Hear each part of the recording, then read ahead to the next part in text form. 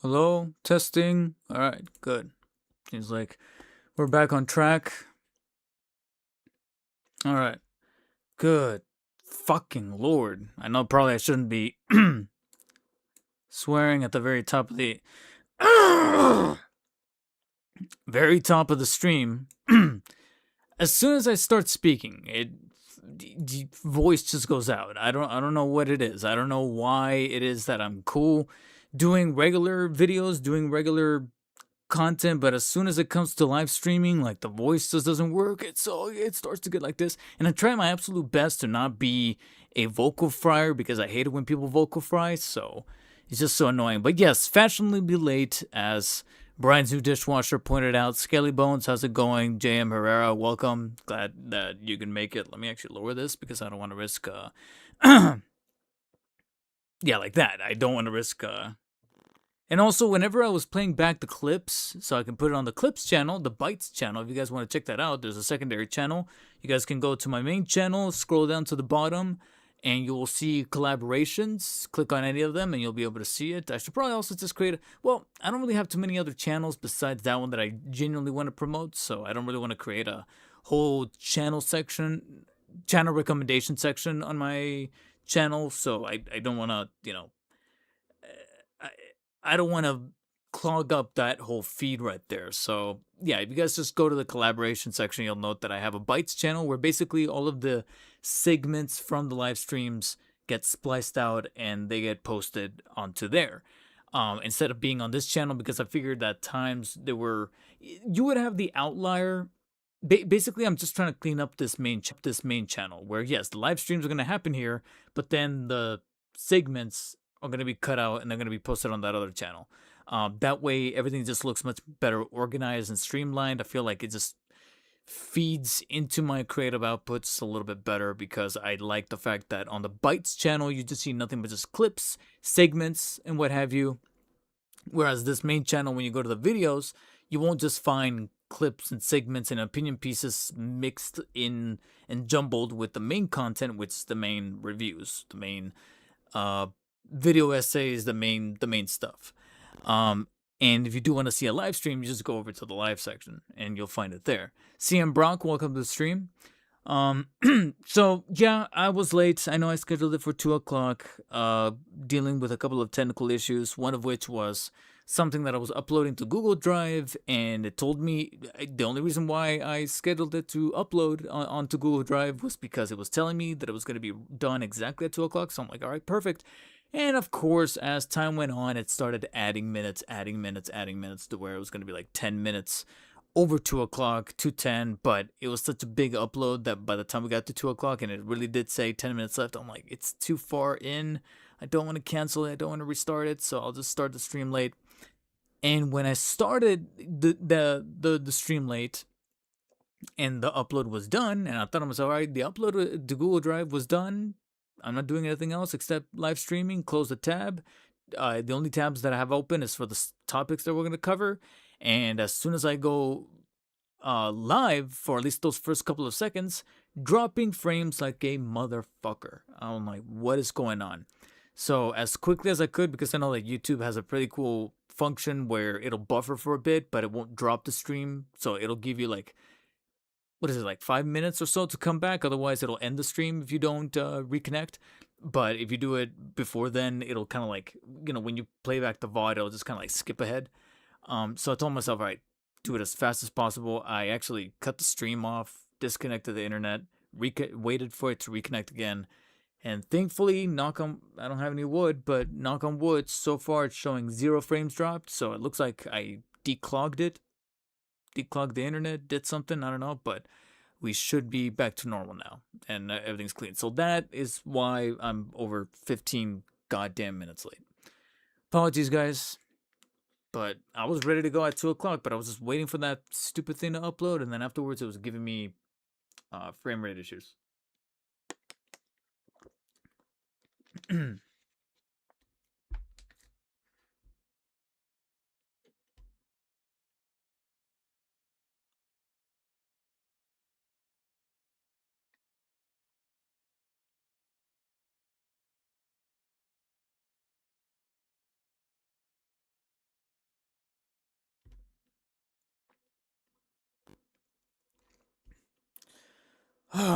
Okay. All right. So, a little bit of housekeeping. Despite wearing the shirt, still haven't seen Spider-Man. I know that people have already started to see it. I know that some people actually got to see it yesterday because Fandango partnered with Amazon Prime for like an early screening showing. Um, TLDR, I actually did try to get those. I actually woke up early to get Spider-Man tickets, and I remember that morning checking to see. I was very naive and thinking that there was going to be a link provided. There was going to be an email sent out by either Fandango or Prime on time when those tickets went live. I was like, and before too much time went on, I was like, manually search for that shit. And I searched for it, and sure enough, I went on the Fandango. I mean, I'm sorry, on the Amazon app. There was a button that already said, "Hey, log in." I logged in, took me to the Fandango app, gave me, technically speaking, gave me access to the tickets, and I was like, "Oh shit, they're live." But by the time I saw this, gone. Scout, and when I say gone, I'm talking in a very artificial way, where I'm like have huge chunks of the middle were just gone, and literally this thing had been live for like a minute or two, to where I'm like, these are bots. These gotta be bots. Fuck you guys.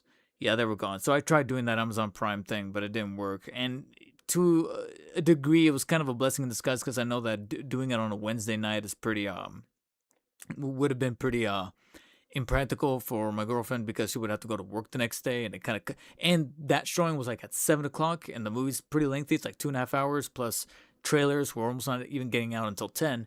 By 10 o'clock, she has to already be kind of lulling herself to sleep in bed to get up at like 5:30 in the morning the next morning. That's what I was like.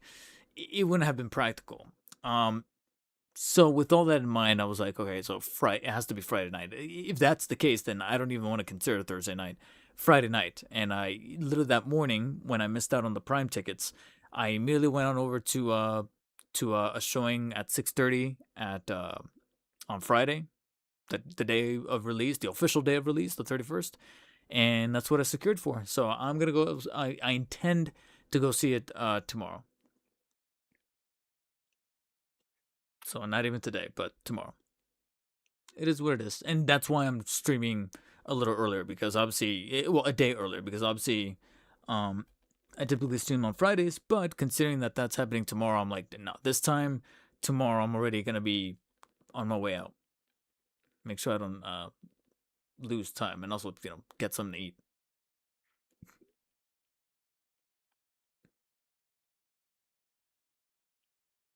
Yeah, hype check for tomorrow, brand new day. Yeah, no, I'm excited. I mean, it's Spider-Man. I got to see it, and naturally there will be a video.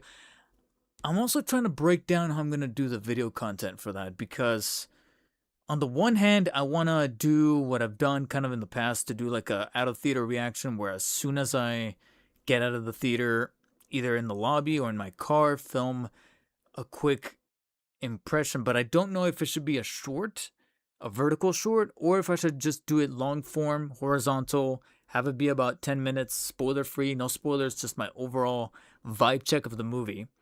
And then probably on Saturday, during the time that I typically film reviews when my parents are gone, because I have a house to myself and it's actually quiet around here, I will sit pretty much in this exact same setup, except instead of using the webcam, well, maybe I was gonna say maybe I'll just use the webcam anyways, because I actually like kind of how OBS looks. Or maybe I'll try to set up something with this. I have I think the company's called Joby, one of those like mini tripods. They're only like this big. They have like the ratchet legs, and try to prop up the mirrorless camera here. That way I don't do like this whole grand setup, but hook up the mirrorless over here and film an actual in-depth review, complete with spoilers and everything, that will go up a couple days after, either Sunday or Monday after people have managed to catch the movie.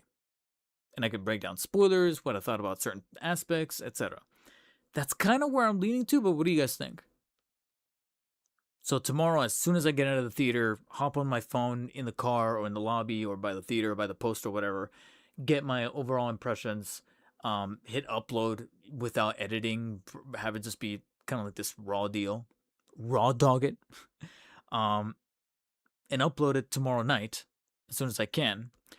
And then sometime, like I say, the Sunday or Monday, you guys will then see a slightly better edited and better composed, but still not crazy elaborate spoiler breakdown of what happens in a Brand New Day and how I genuinely felt about the movie without having to be vague. And that's what I'll film on Saturday. And then on Sunday, when my parents leave and I have the house to myself, I will cover these guys.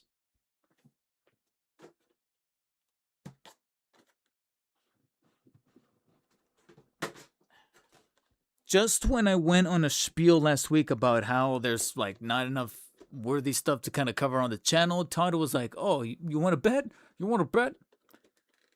Yeah, I can bet you right here. I got something cool for you."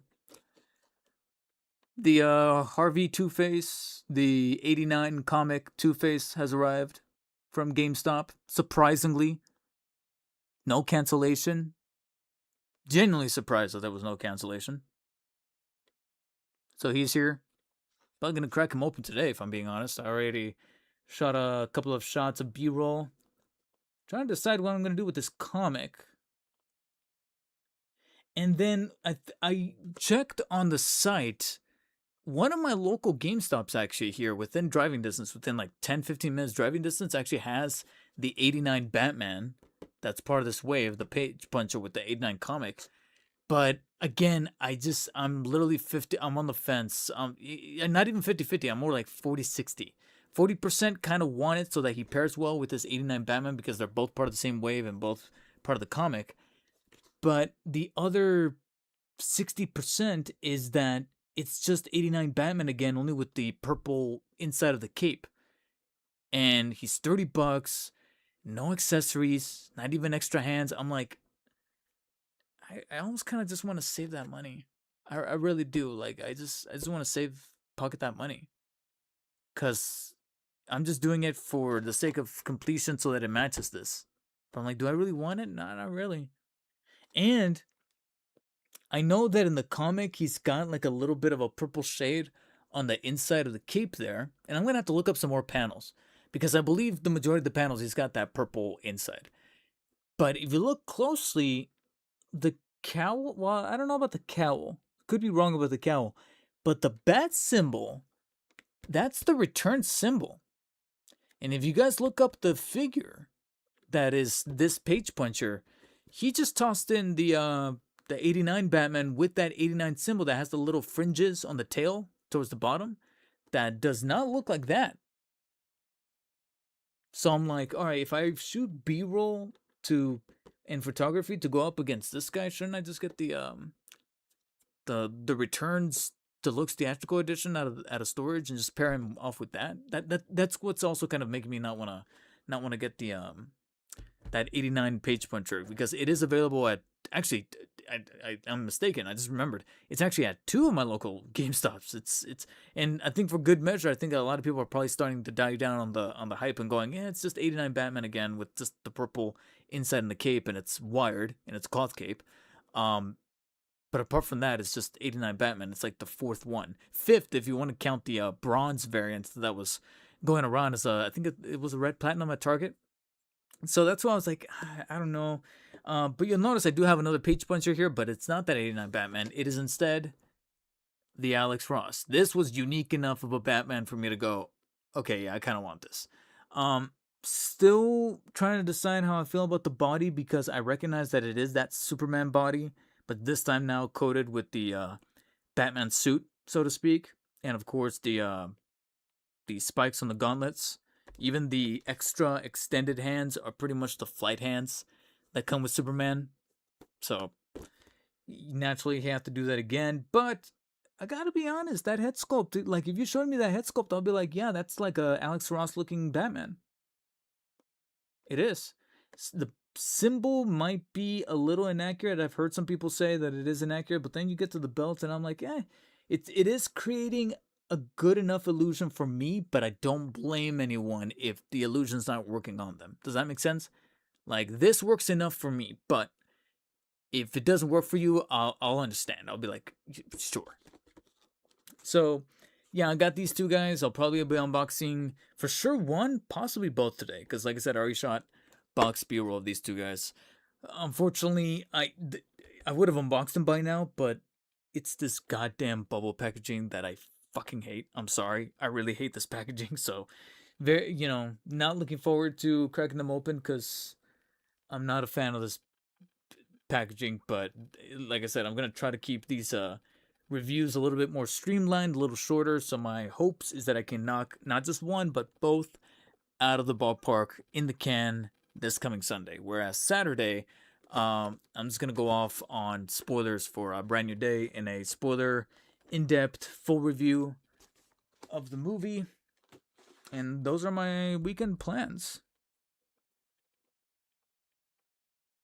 Those are my weekend plans. And I just looked at OBS and I dropped frames again. 1,000 frames. What? I don't know what's going on. I don't know. There's times also when I'm thinking maybe it's the heat, because I know we're going crazy over here. I think we're going through a bit of a heat wave, and they said that I think today it was going to be today and tomorrow. I think it's going to be like one of the worst days. So it could be the heat, maybe. I don't know. I really don't know what could be causing problems. Is this the GTA 6 waiting room? To answer a question, Mr. Lakey's probably not, because I don't have that pre-ordered. Until we see some gameplay, I'm not being moved in any kind of direction. Fuck off with that. I'm talking to Rockstar with that.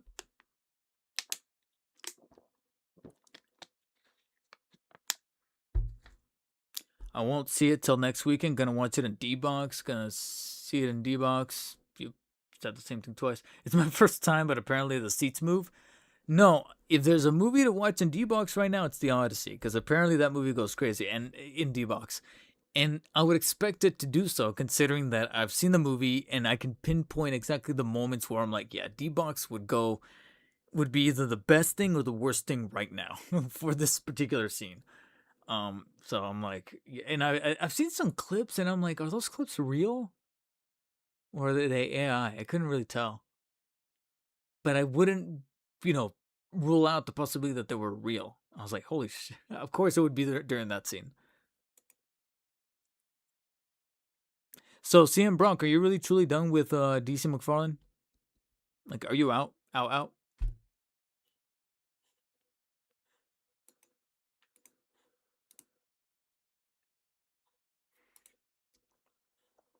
But yeah. All right, let me memorize this dropped frame rate number. That way, when I open OBS or I maximize OBS again, I can go back to it to see if I dropped any more frames. Because, I mean, come on, man. I reset the internet. We were doing good, and now we're dropping again. And what's the problem? I'm not even streaming at 2K or 4K. I think it's just 1080p.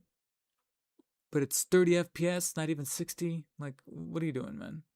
The fuck are you doing?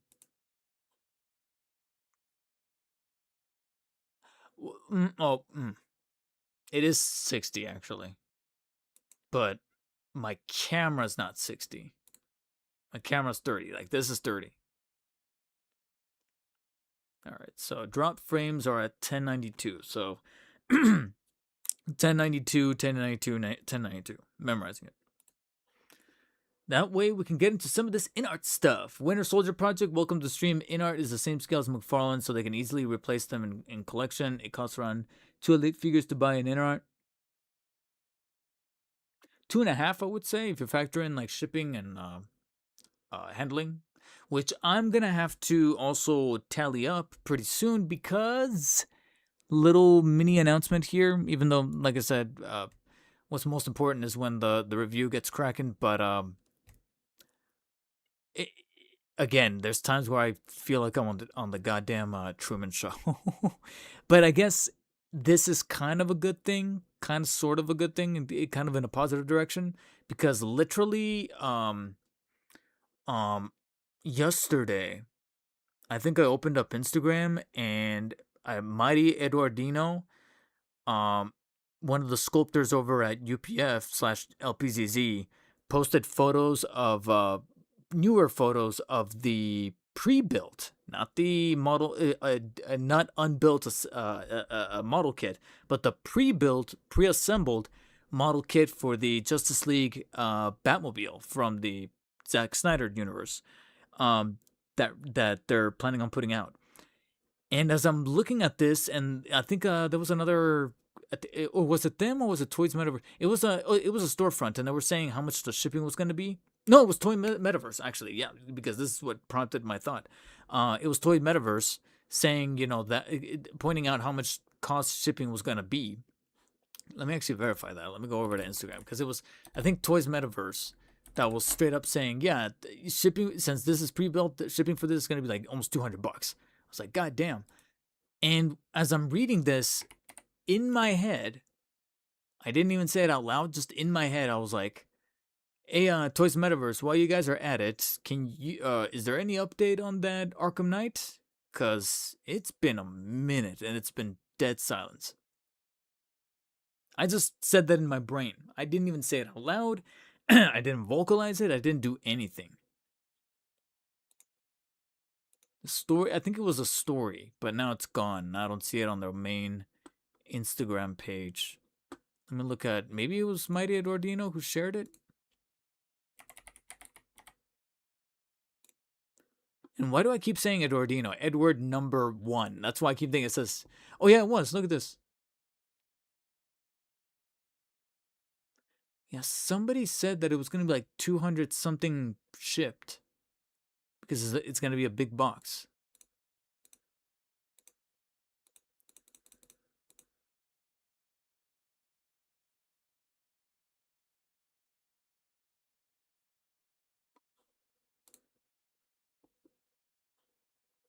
I don't know where it went anymore.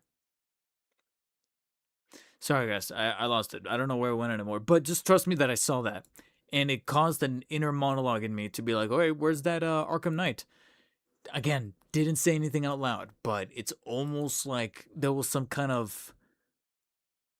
Scale wants 200 for shipping. They said 200 for shipping, but then like the cost of the Batmobile itself was going to be like 80 or just 90. So it rounds out to 290, which is what that overall price was for the unassembled one. Because trust me, I know that's how much I paid. So it balances out, and if anything, I think you're probably saving 10ish, because I think the weight is compartmentalized a little bit better, so I think you're saving just about 10-15 bucks. I know it's not grand, but it's within that ballpark that it rounds out, and I'm like, I guess it makes sense. It's still a lot. I'm not saying it's not cheap. It's still a lot, but it matches.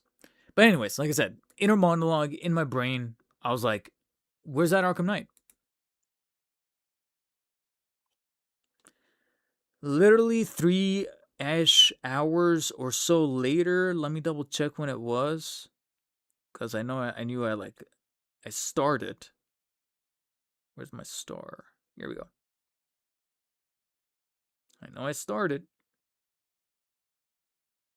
Dude, where the fuck is the... Oh, here we go.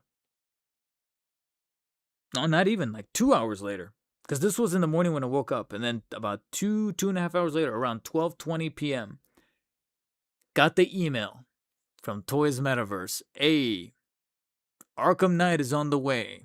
Here's a link so you can fulfill your invoice.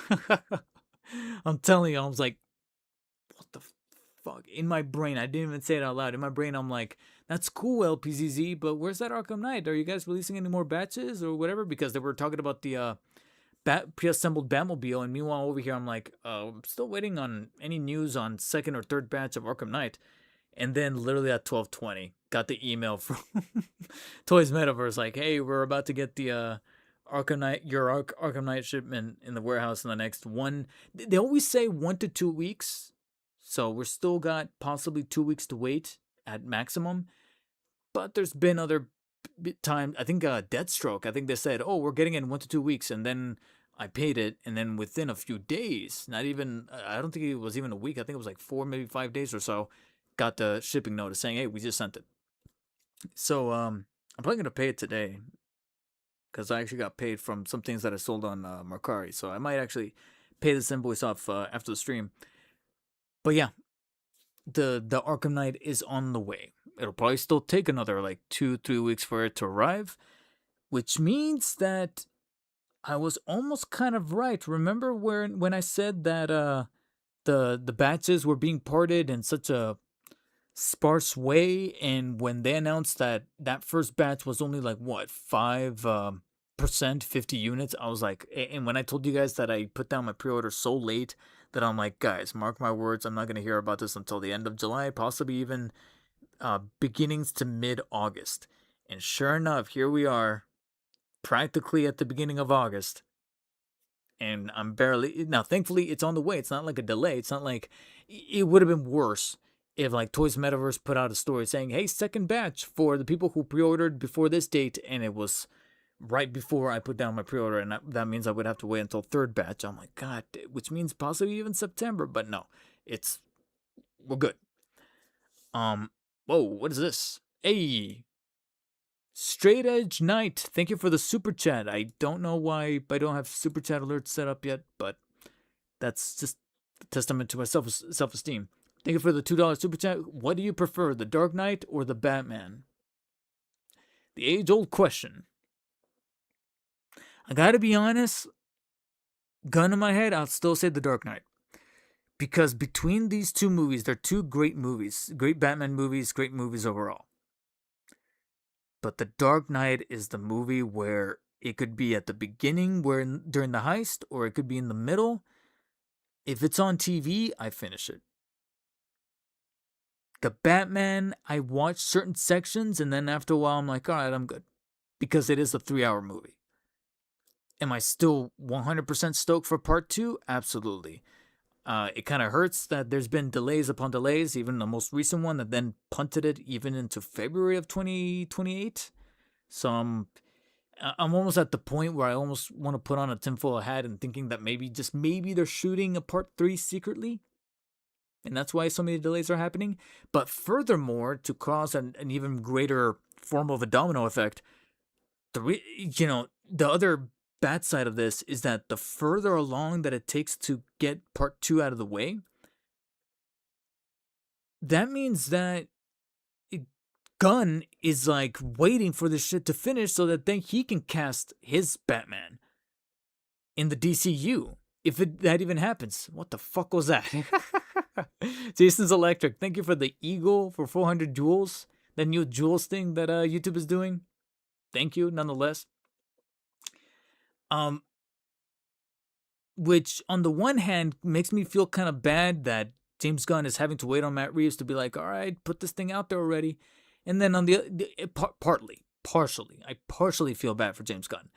On the other hand, I don't feel bad for James Gunn because, dude, that was kind of your fucking mistake. Because you know how you start a DC movie universe? You start with Superman and you start with Batman. You don't go with Superman and then Supergirl and then Peacemaker Season 2 and then Clayface. Even though Clayface looks awesome, this isn't when you put it. The placement on the timeline, this isn't where you put it. The movie looks good. It does look cool. But the placement for it, I'm like, why is this here right now? This is phase 2, phase 3 shit. Phase 1 is Batman, Superman, Wonder Woman, and James Gunn did not want to do that. He was stubborn.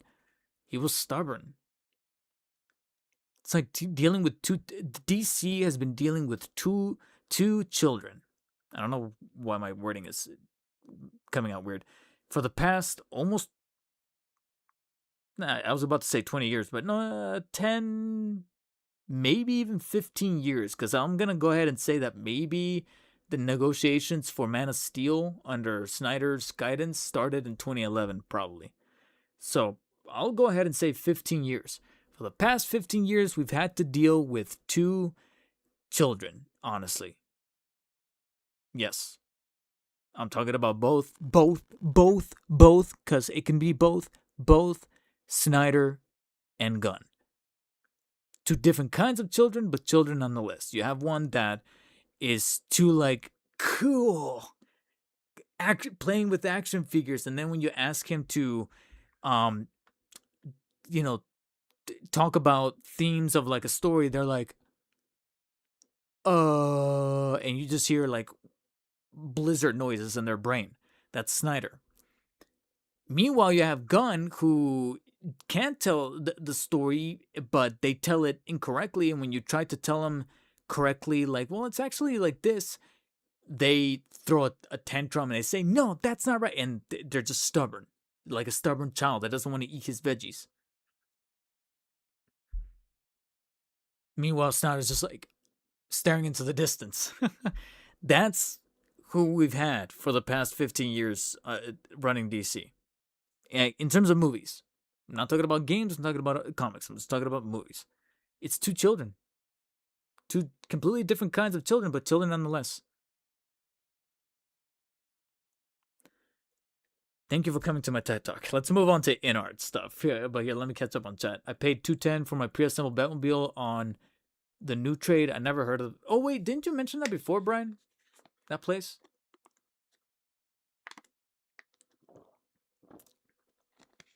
They told me 1 to 2 weeks too, but it shipped in 3 days. Winter Soldier, which one? Oh, bro, Toys Man didn't even let me know when Red Death released. I only found out because I so happened to go on the listing. Crazy, and I put my deposit. Didn't respond, but I got my Arkham Knight from them. Wait, Winter Soldier, when you said they told me 1 to 2 weeks too, but it shipped in 3 days, which figure are you talking about?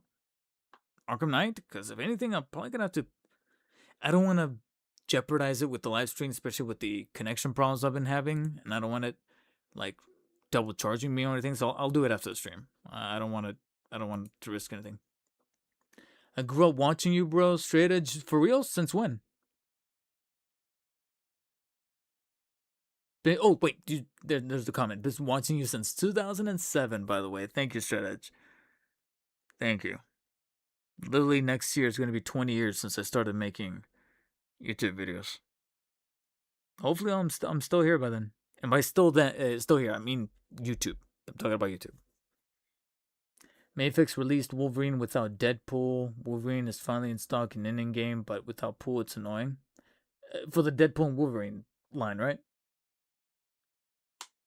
And that's the Mafex version.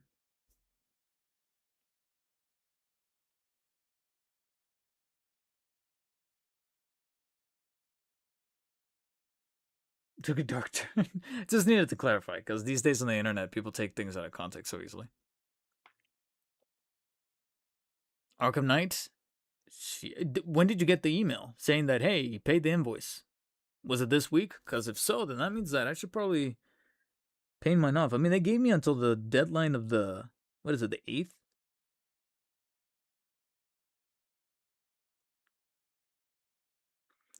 But that's the only thing I don't like about Toys Metaverse, that they go with a carrier that really takes their time. Like almost every time it's been like, what, 10, maybe 11 days total for it to arrive. So best case scenario, they ship it tomorrow. Yep. Oh yeah. So I got to pay my invoice. I was, like I said, I was waiting to get paid by Mercari for some things that I sold, but I got paid today, so I'll pay it off a little later. So best case scenario, tomorrow they say, oh, it shipped. So what day is tomorrow? The 31st. So August 10th, 11th. By my birthday. Happy birthday to me. Arkham Knight. Bring back the comparison videos. I mean, I never retired them. It's just that I don't really have anything to compare right now.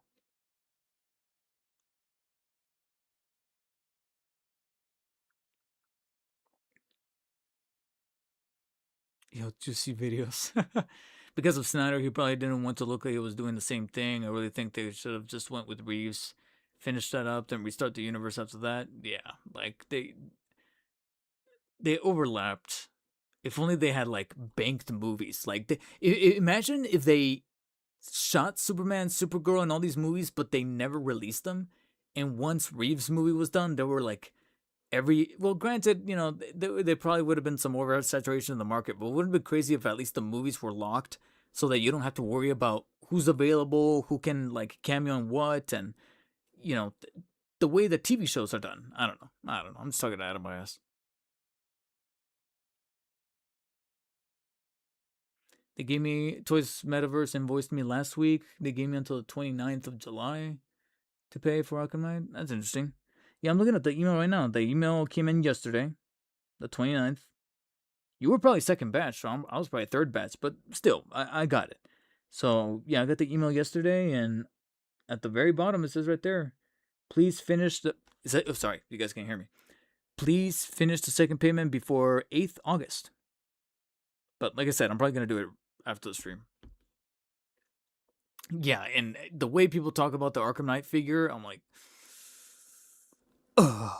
And Winter Soldier Project, you're talking about comparisons. I mean, these days I don't know, because you're saying bring back the comparisons. The one that I thought was probably going to be a comparison video was going to be that '89 comic Batman, because then I'll compare it to the Keaton that came in the 6-pack, the Keaton that came in the Batmobile Amazon exclusive 2-pack, and then the one that was a standalone that came with all those accessories. But at that point, I'm just paying $30 really for a comparison video, and nothing else new to come with it. I don't know. Like I said, now as an adult, I'm like, I have to look at that money and be like, I don't know. Scott Snyder beats up Zack Snyder. Put your bets on it. Too many Snyders here. Okay. We got these things out of the way. Let's talk INART. Let's talk about the INART stuff. So, as mentioned on last week's stream, I knew that I was going to be a little bit too late to cover some of the INART stuff, considering that not only did they have a booth set up at San Diego Comic-Con, which I gotta be brutally honest, was a little bit on the lackluster side from virtually every angle, because their 112 stuff was, again, the majority of it was Wukong, with a couple of outliers that looked a little neat, like the Bruce Lee that they've shown a couple of times before, since like 2024, I would want to argue. That looks pretty decent. And then next to it, other really interesting additions were the Terminator. Both versions of the Terminator that appeared in the first film, whether it be the one that they call Tech Noir, which is the one where he's got the kind of bluish, grayish jacket with the longer hair, and then pretty much his climax appearance where he's a little bit more battle damage, the shorter, slightly burnt hair, but it's that iconic imagery when he's got the glasses and whatnot. And they look dope. A little bit of likeness is lost when you take off the glasses and look at the eyes. The eyes look a little characterized, but they don't look bad. And if anything, let me see if I actually might have photos of said. Actually, I do. Well, these are not from the right event, because I'm trying to segue all this in good chronological order. Okay, no. But anyways, yeah, they did show a little bit of that Terminator stuff, but that was at the actual San Diego Comic-Con booth, and then the rest was 1/6 stuff, and the 1/6 stuff was also a little disappointing. I'm not going to really splurge too much on it here, because we're trying to focus on the INART Action division, which is the 1/12 scale stuff, but my heart goes out to the 1/6 scale people that collect figures from INART at the 1/6 scale level, because it really is kind of feeling that INART is starting to slow down a little bit on the 1/6 scale stuff, because what they showed was nothing new. It was the stuff that they've shown before, and some of which has either been come and gone, like the Michael Jackson. It's like, okay, you either pre-ordered or you didn't, and then other stuff is like, okay, you've shown this before, it's technically on pre-order, what's the development? And there hasn't been any. And I don't think they even had the bat flick there. Yeah, I don't remember the bat flick there. They didn't have any updates to give on the Christian Bale Batman. So yeah, I truly do empathize with the people that collect at that scale.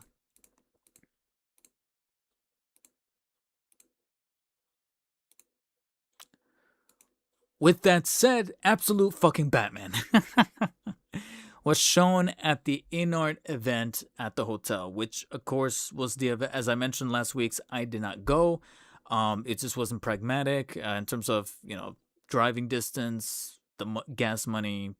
I did see a different video. I don't know whose video it was. I think it was Mad Hatter's video, where not only did he show an awful lot of the stuff that was on the ground floor, but he also had the courtesy of panning over to the catering, the spread that they had, and not only did they have that was more than likely provided by the hotel, because some of which did look a little familiar from the time that I went in 2024, because something tells me this is actually the same hotel that they conducted their offsite event in 2024, not in 2025. That was like at a winery or whatever that thing was, which in my opinion, I didn't really like. I didn't really like how that whole setup was. This one looked a little bit more concentrated. It was honestly the one that I would have preferred to have attended, but again, from a logistics standpoint, I couldn't go. But I did manage to, like I said, watch videos and clips, some of which showed some of the food. This time they had some pizza slices. I was like, God damn it. But they also had like donuts and things like that, which looked pretty nice, but not as nice as this absolute Batman that, I'll be honest, did make an impression on me, because up until this point, we've only seen like unpainted, unarticulated prototypes, and this guy is both. He's both painted and both cut. Definitely a little bit more on the stylized, because as we've mentioned before, INART is kind of going for this direction where they want to stylize their characters just a little bit more than the competitor does, where they're not going to be as comic accurate. I mean, look no further than the Dark Knight's metal figures that they've done up to this point. More of that a little bit later due to some developments this week. But this is probably one of the few instances where it kind of makes sense for Absolute Batman, considering that they're actually still catering to a specific look that he had in the comics. It's not the definitive look that he has like on the comic on the cover of issue number 1, but he eventually gets to this point and it still looks pretty badass as far as the level of detail, paint, the way that the shoulders and the chest logo looks like right there, the actual look of the cowl. The ears, I think, need to be actually technically a little longer. But apart from that, yes, it looks amazing. I mean, it really can't bring myself to come up with anything different that hasn't already been said by other people on the internet. I mean, I don't know. Did I really... Brian, you're about to get banned for that 6-7.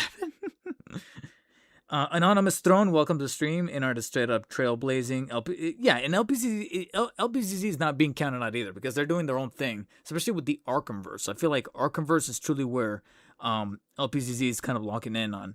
And there's going to be a bit more of a comparison between the companies regarding this particular character. But yeah, Absolute Batman, looking incredibly nice, but he does come with the caveat, a pretty neutral caveat, which is that it's got this specific look that may not look 100% to some of the earlier issues, but it's still present nonetheless.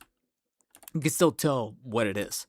Similarly, another painted and articulated prototype for the Dark Knight Returns Batman that likewise looks awesome, save for a little bit of gappage, a little bit of weirdness going on in the joints for the top legs and the shoulder joints that kind of cut a little bit. I don't know how I feel about this cutting that's happening right here by the pecs. This area right here is just a little strange, but in terms of texture, in terms of paint for the pockets of the belts and the strap on his thigh, and then that cape, it looks legitimately like a shrunken down interpretation of what he looks like when he's wearing this specific version of the suit in the comic. Look at the little, to the point where there's even a little bit of yellow for his teeth inside of that grin. I kind of wish that whoever took these photos would have gotten a little closer to see the head sculpt, because from what I can tell, simply off of this looks awesome. This looks like yet another one that I would want to probably pick up almost instantaneously as soon as pre-orders go live. Not sure if I feel about the same about Nipple Man here, the mutant leader, but in terms of the sculpting, the artistry behind the sculpting and the paintwork cannot be denied, especially with the musculature. Again, I think the other thing that can maybe be carried on over is a little bit of that panel segmentation on the arms, but at the same time, I can't help but feel like the reason for why I'm feeling that is because he is shirtless, and the brain wants to say, oh, that's supposed to be body, flesh. So seeing cutting of the articulation it's automatically causing that what people in the gaming industry say cognitive dissonance. Whereas the pants, because it's clothing, you can, or when it comes to like a Batman with armor, you're able to accept the jointage more, because it's like, oh, it's armor. You can hide it much easier. So I think that's really what's going on right there. A lot of people are digging this, and to a certain extent, so am I. It's just that, of course, I'm a bigger Batman fan than I am a Superman fan, but they did show a huge leap in progress regarding the Alex Ross characters, because the last time we saw these guys, they were not only unpainted, but they were pretty much just straight up maquettes that were just propped up. Whereas now we got a fully articulated and fully painted Alex Ross Superman. which is perfect timing. McFarlane would probably be like, those motherfuckers, considering that he just put out his Alex Ross Batman and Superman, and yet here you have INART just going, hold my I can't say sake because that's Japanese. What's like the ideal Chinese alcoholic drink? CM Bronk, thank you for the $5 super chat. Are you going with INART or LPZZ or both when it comes to them making the same figures? Hold that thought, CM Bronk, because we actually have a character here that tackles that specific, well, two characters, one of which we kind of talked about a little bit already with Absolute Batman, but there's another one that was shown at this event and genuinely generated a good argument for who to go for as far as the ideal definitive figure from these two companies. I'm that close to acknowledging that. You guys are stupid.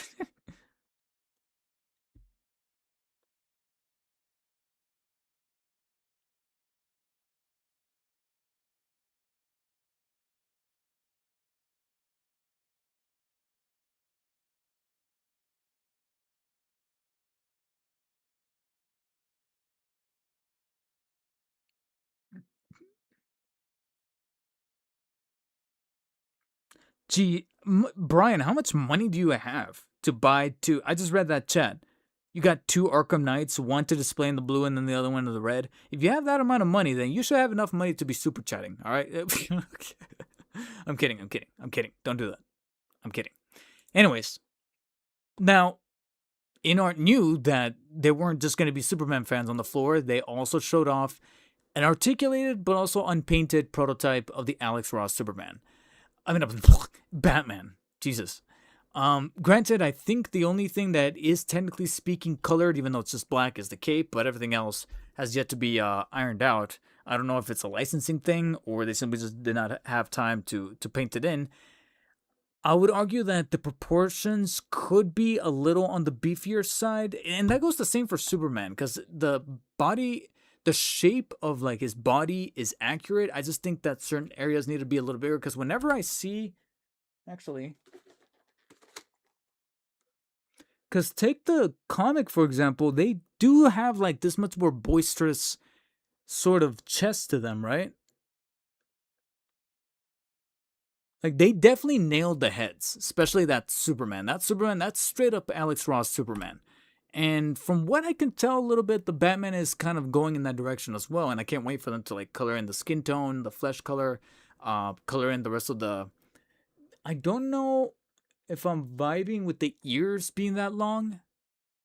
Hold on, I'm gonna have to look up some artwork here because, to be honest, I can't remember how long the ears are supposed to be on an Alex Ross Batman. Because I noticed that McFarlane went with slightly. Yeah, I gotta be honest, I almost want to say that McFarlane actually got them right, whereas INART is doing just a little too long. Is INART doing actually a little too long?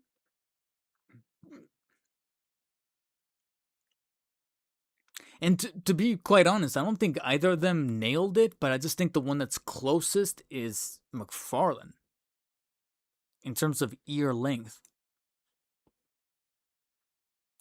I think this is.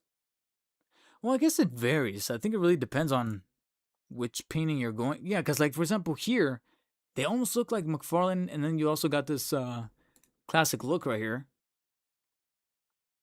Where's that picture?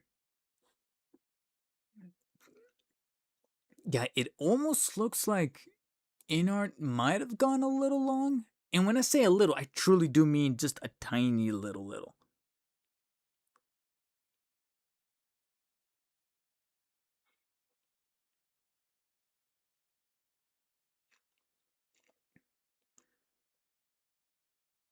The American Dad looking Superman.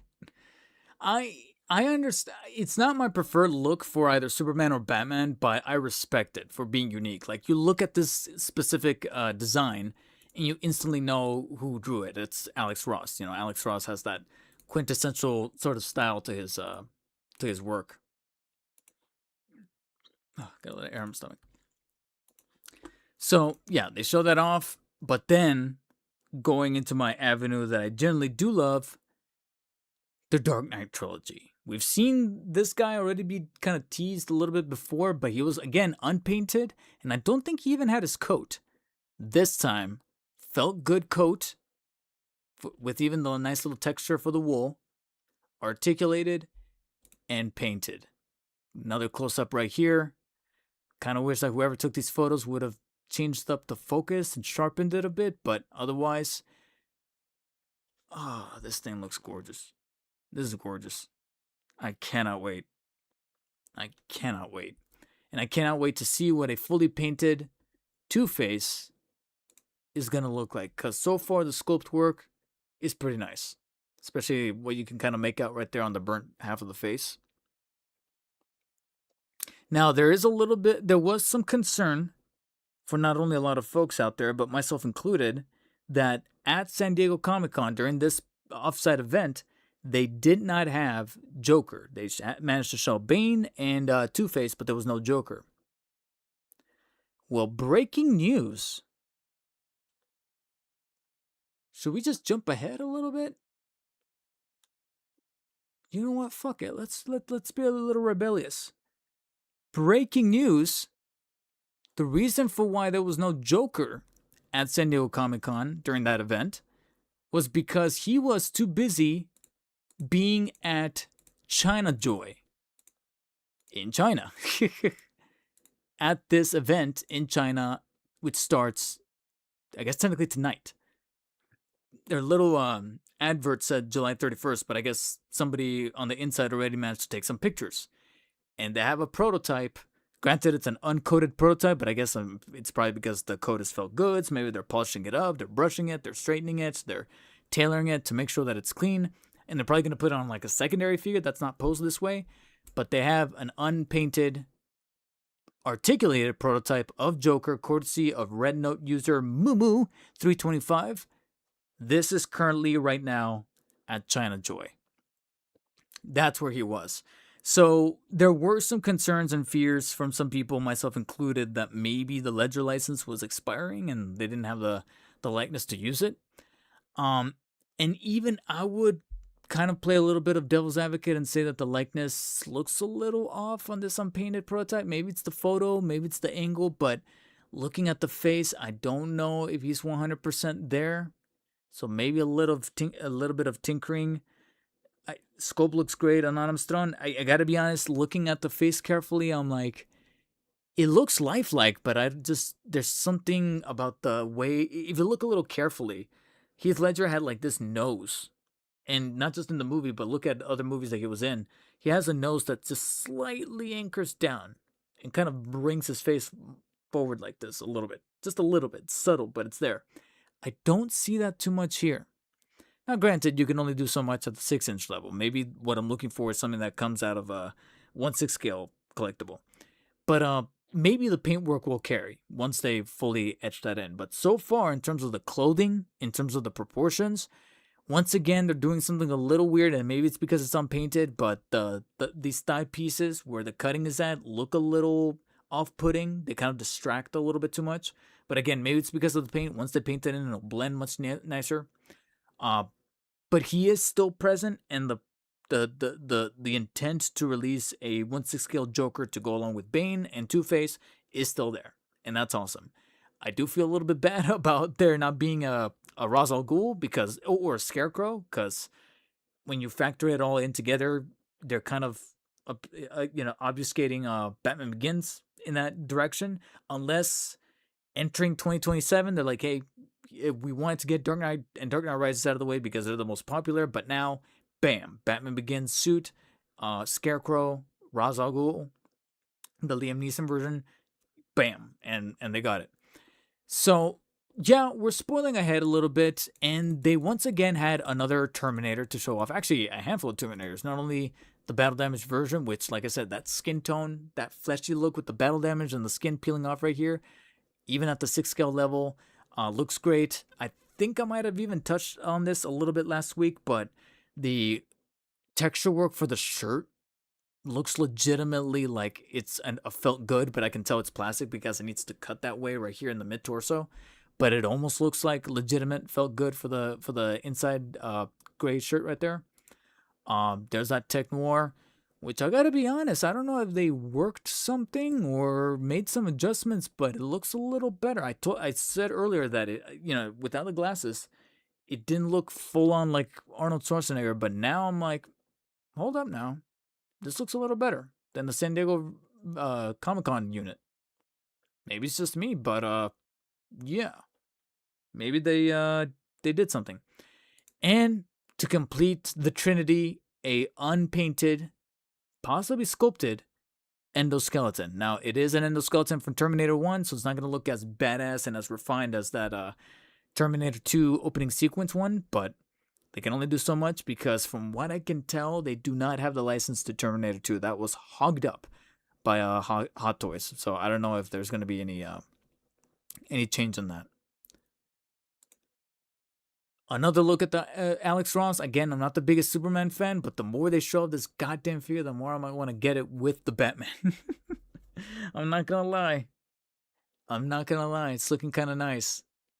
This even looks a little better shaded. Or maybe it's the cape and the way that it's posed with the wire that probably is... And maybe it's the eagle that's probably giving it a little bit more presence. This guy was also at the Comic-Con event, although he's not in this carousel, so I guess we can kind of close this one. I pulled up a second carousel that has some closer looks at the Absolute Winter Soldier. We did look at the Absolute Batman from INART. There he is again.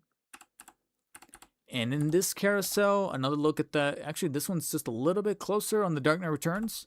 A little closer on the Alex Ross. There's those two. Oh, way closer on the Alex Ross. I mean, look at that. Looks immaculate. Another of the the Absolute Batman, Bane. But they got this guy. Can someone tell me which Joker this is? Because so far, the only thing I can really call it is that it's just a comic Joker. I want to say Rebirth. Oh, wait, maybe it is Rebirth. Wait, no, because then... No, that's LPCC. LPCC was the one that had to cancel their Rebirth line. So maybe it is Rebirth. It's looking kind of Rebirth-ish. And this user took a decent photo over at the San Diego Comic-Con event. And it doesn't look like they provided that many more. We'll cover those in a little while now.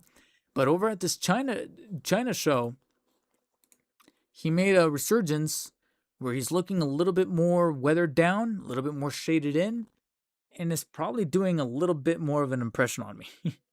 That this might have to be yet another pickup. Oh, Skelly Bones, you're right. New 52. You're right. Not Rebirth. I don't know. I can't remember if they canceled New 52. That's what they canceled. But I don't know what their status is on Rebirth. I don't know. But this is a comic Joker.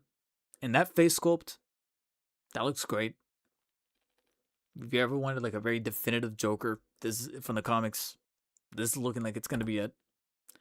And, or is it a White Knight Joker? You know what? Let's find out.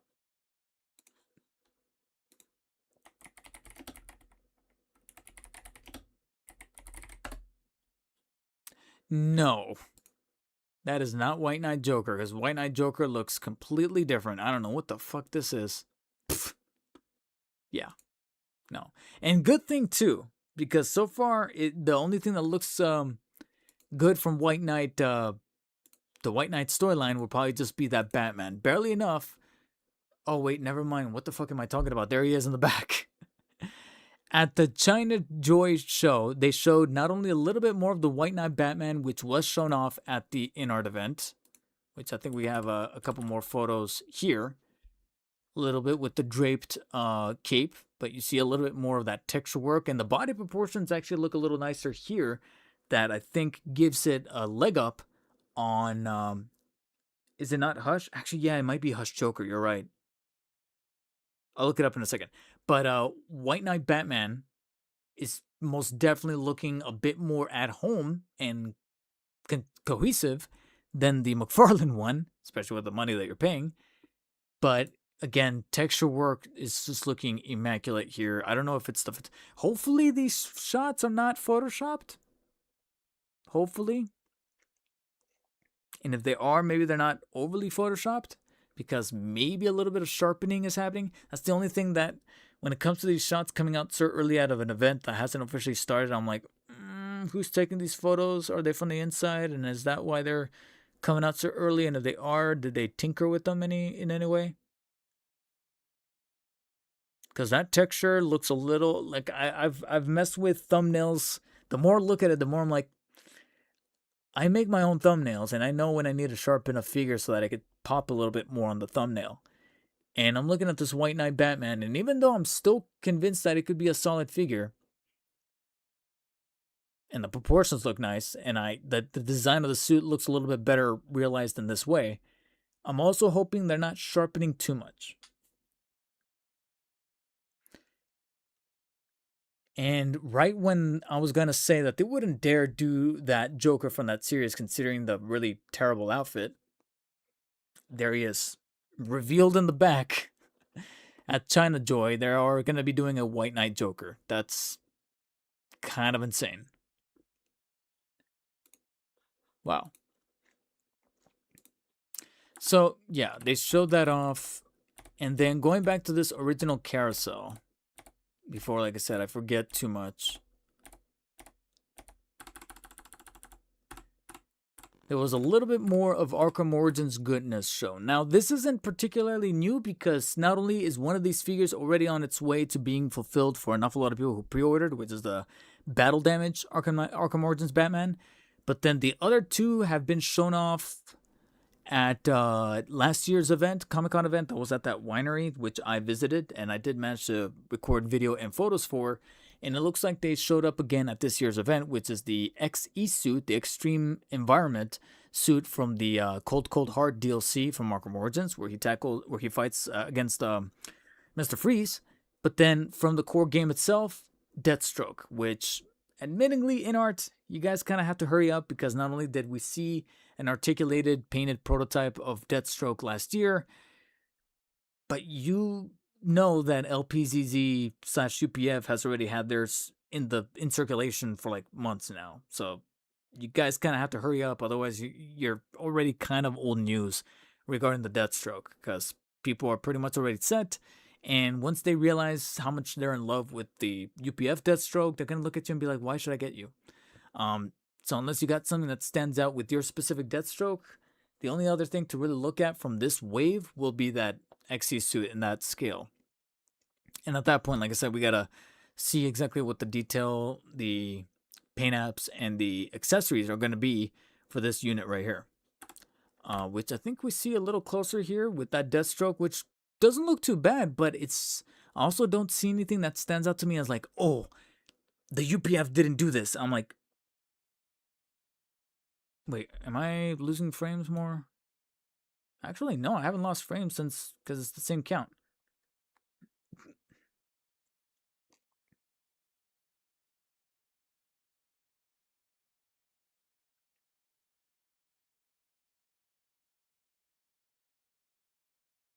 Yeah, wait, Skelly Bones.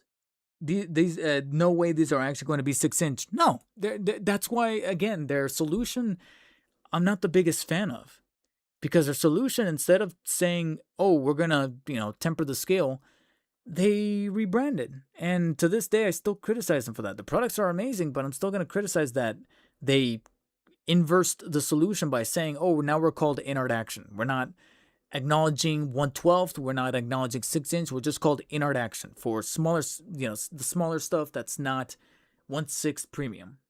I'm like, all right, so what's the scaling?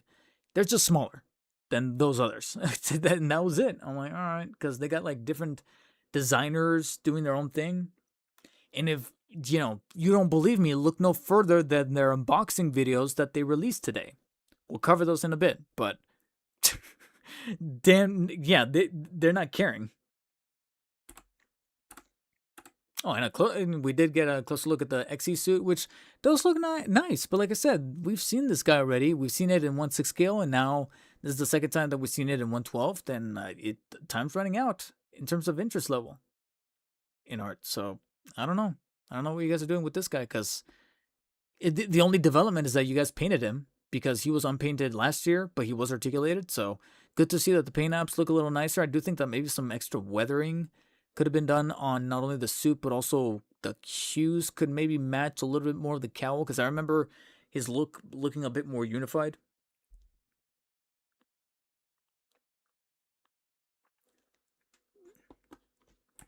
And that's it for this carousel. What about this one? I think this is just Absolute Batman, in case you guys wanted to check out some closer looks of Absolute Batman showing up at the INART event at Comic-Con. I mean, just look at that crotch. Look at it.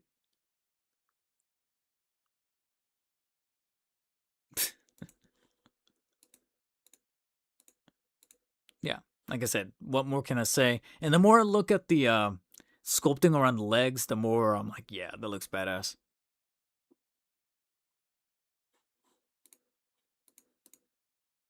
And someone, actually courtesy of Kid Bash Customs, managed to sneak in a clip of the articulation for that Absolute Batman.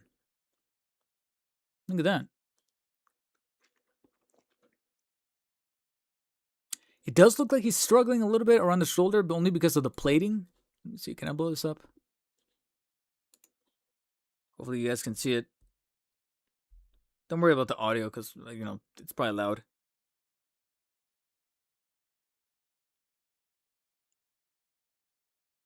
So that's probably the only thing that will be, but the knees actually do not look like they're going to be that bad. No, you know what? I take it back. They don't look bad, but they don't look great either. Wired tendrils for the capes. All right, all right. That totally makes sense. I mean, why would you not engineer that?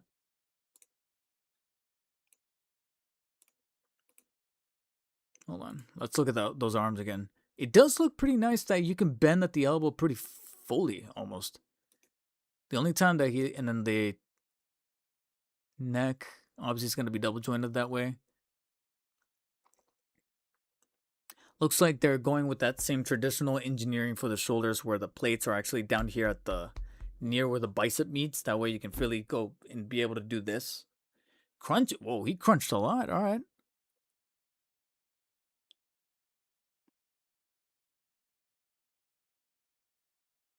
Ooh, there's that. Hey, it's that similar, shin shift, as I like to call it, from the Arkham Origins Batman that I mentioned in that review, where a little bit here in the middle, you're going to be able to, like, kind of shift it and press it a little bit. All right. Kind of wish he would have shown the articulation for the feet a bit more. But yeah, you can see a little bit of that plate on the shoulder lifting. Whoa, what was he going to do with that chest plate? That would have been nice to see. All right. But yeah, so you did get a little bit of a sneak preview there.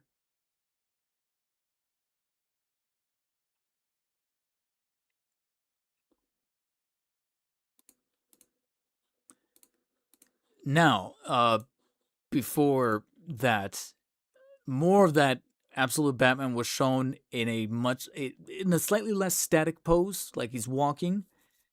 And it does look like the orientation of the ankles changed, so there's definitely articulation there. I just want to see how far you can press it. But that Absolute Batman did show up today at the China Joy show, right there. And let's see, we covered that.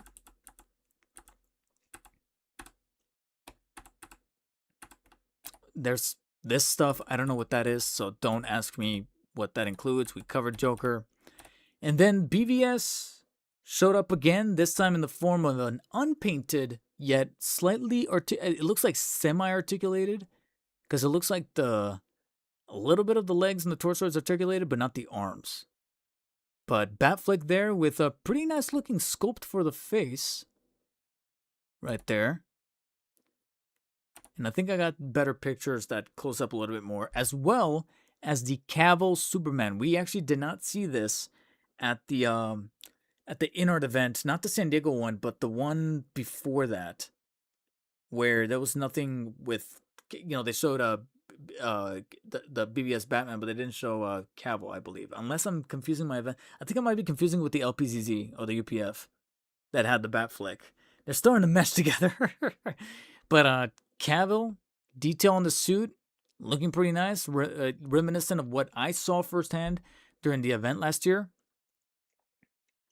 Just a bummer that, like I said, their BVS Batman is a little bit more cut into with articulation, not fully, because like I said, right there, it looks like we don't have any arm articulation or elbow bends. But we get our first look at the Ben Affleck sculpt for the head. And give me 1 second. Like I said, I'm pretty certain I saved an album. Ooh, I believe I did. I believe I did. Courtesy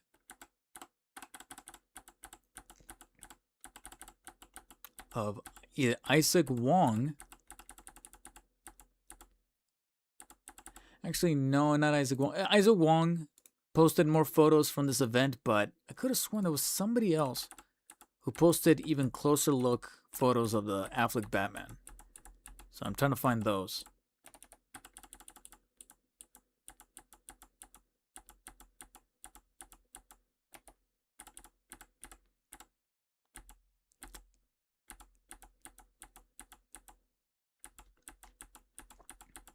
Nope, never mind. I don't know who posted them. Or was it on my Instagram? Because I saw them this morning. I was like, ooh.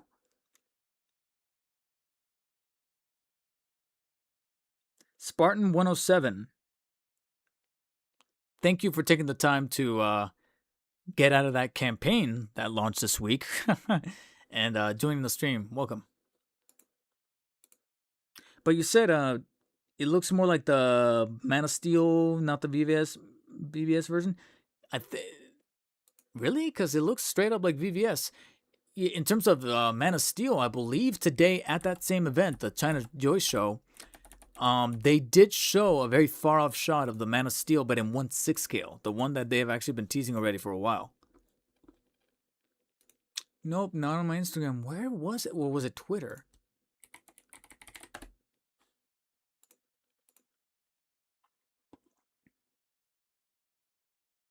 Was it Twitter?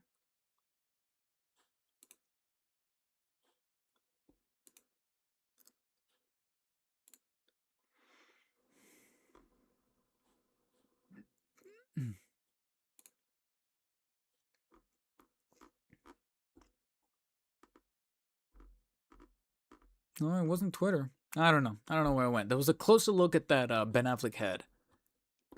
Ben Affleck head.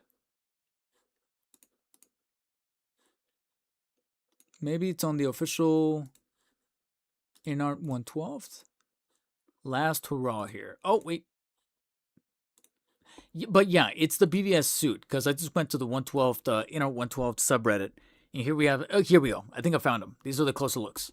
So you can see right here from the suit, it's brighter. It's got the square buckle. It's got a little bit more of these things, these linings. So it's BVS. But an MOS 1/6 scale would have been sick. Ray Paz, welcome to stream.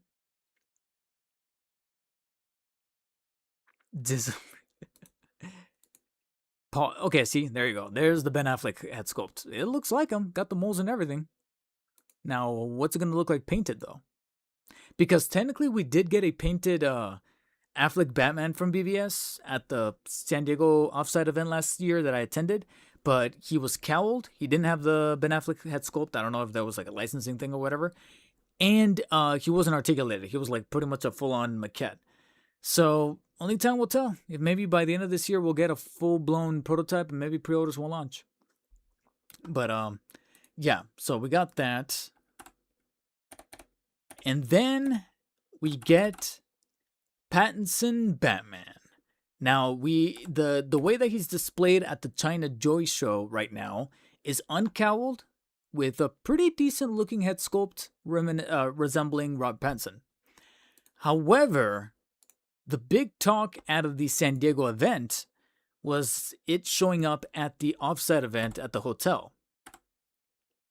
like so.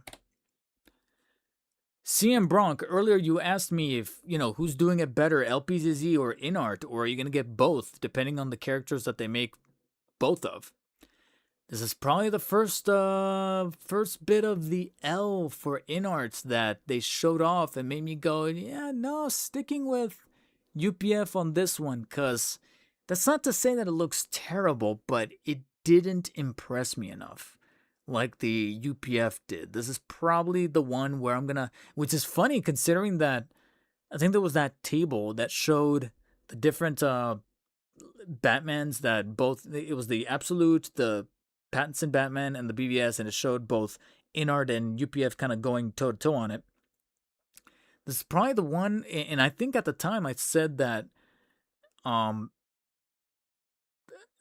I'm trying to remember what I even said. I think at the time I said INART was taking the 2 live actions, but LPZZ was going to take Absolute Batman.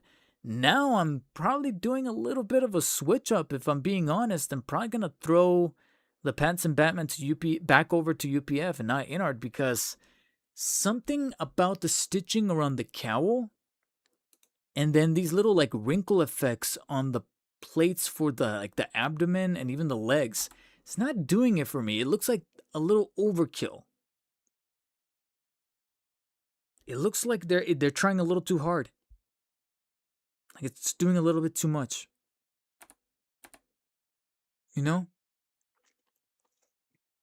So inherently it doesn't look bad. It still looks like a quality figure, but if you were to ask me which one would you go for, I'm like UPF, who I actually already put down my pre-order for.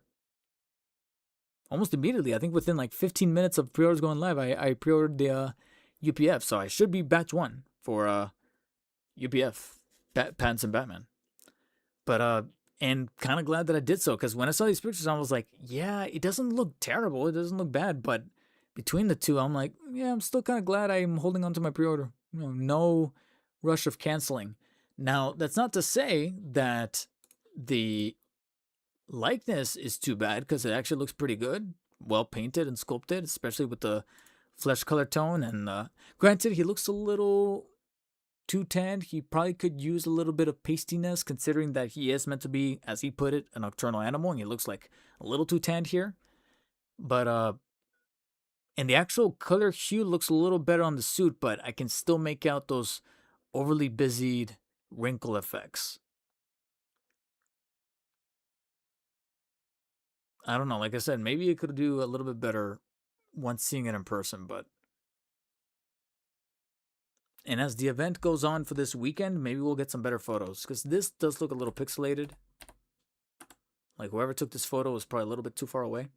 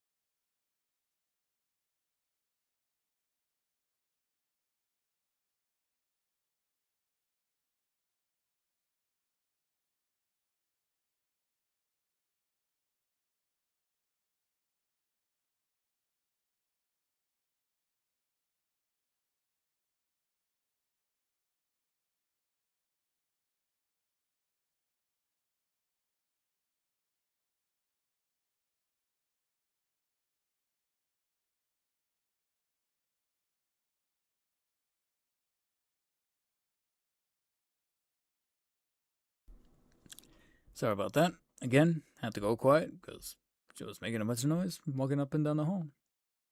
As usual. It's also present at China Show, the XE suit.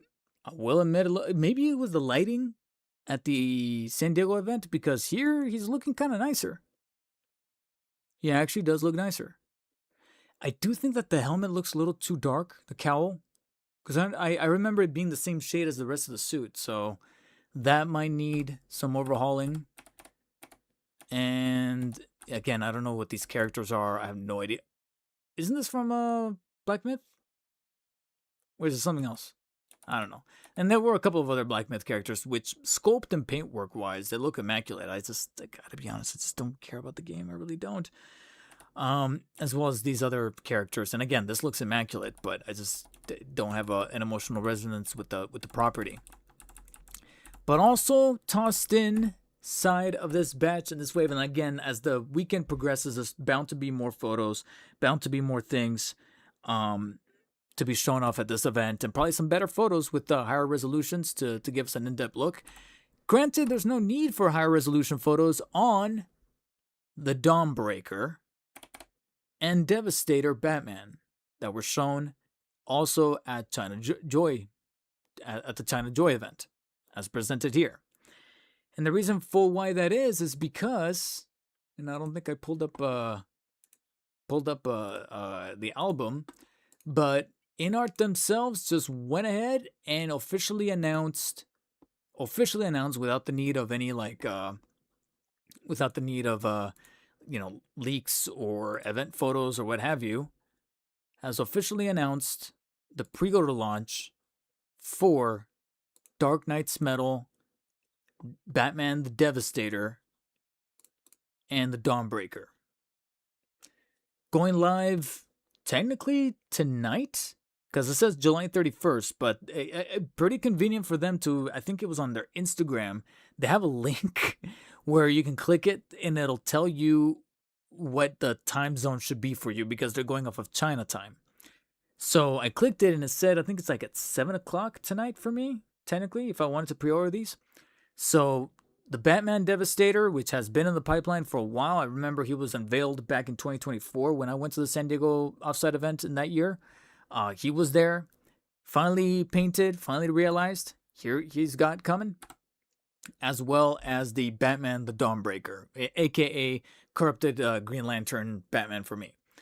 And they're both launching the same day, which is pretty interesting, but it totally makes sense considering how long they've been cooking these guys. It's also a little bit on the telling side for me, because there's one shot.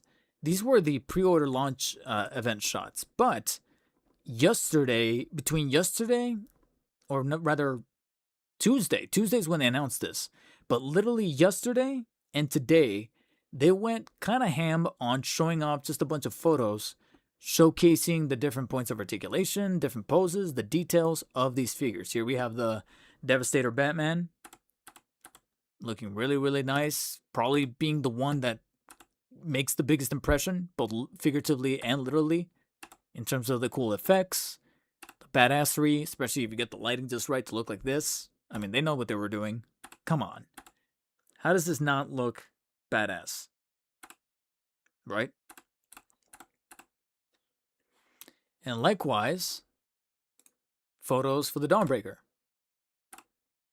which admittedly is, I'm going to go ahead and say it, between the two is probably the weakest, quote-unquote weakest, but I use quotes because it still looks like a really well-detailed figure. I really like the translucent plastic effects around the torso and the legs, but there are other areas where he looks a little, I know people always hate me using this term, but I'm just going to be honest, it looks a little bit leaning more towards toyish side of things, instead of looking much more premium refined like the Devastator, because you got the skin and the rocky texture. So this guy's probably the one that looks a bit more action figure-y than out of the two, but he still looks great. And if I could have my way, as I say with the tendrils on screen, I would get both. If I had to only pick one though, I would go with Devastator. Now, this is the shot that I wanted to get to, because it has all of the Dark Knight's Metal figures on display next to each other coming out of INART Action. The reason for why I wanted to kind of sit on this shot for a little bit is because there's a really, this is probably my little bit of a hot take here, but I think this is it. Considering how things have been going with the Dark Knight's metal line, not just for INART, but also for, a little bit, because with INART, it's mostly about the speed. What did I just say? Almost all 4 of these figures, not bad. Wait. For sure, Devastator, Dawnbreaker, and even Red Death, yes. I don't know if Batman Who Laughs... Actually, no, yeah, Batman Who Laughs was there. All 4 of these guys have been in development since 2024, and they're barely getting cranked out. I don't know what it is, but the fact that the Dawnbreaker has this group shot kind of is giving me the vibe that INART is saying, okay, this is it.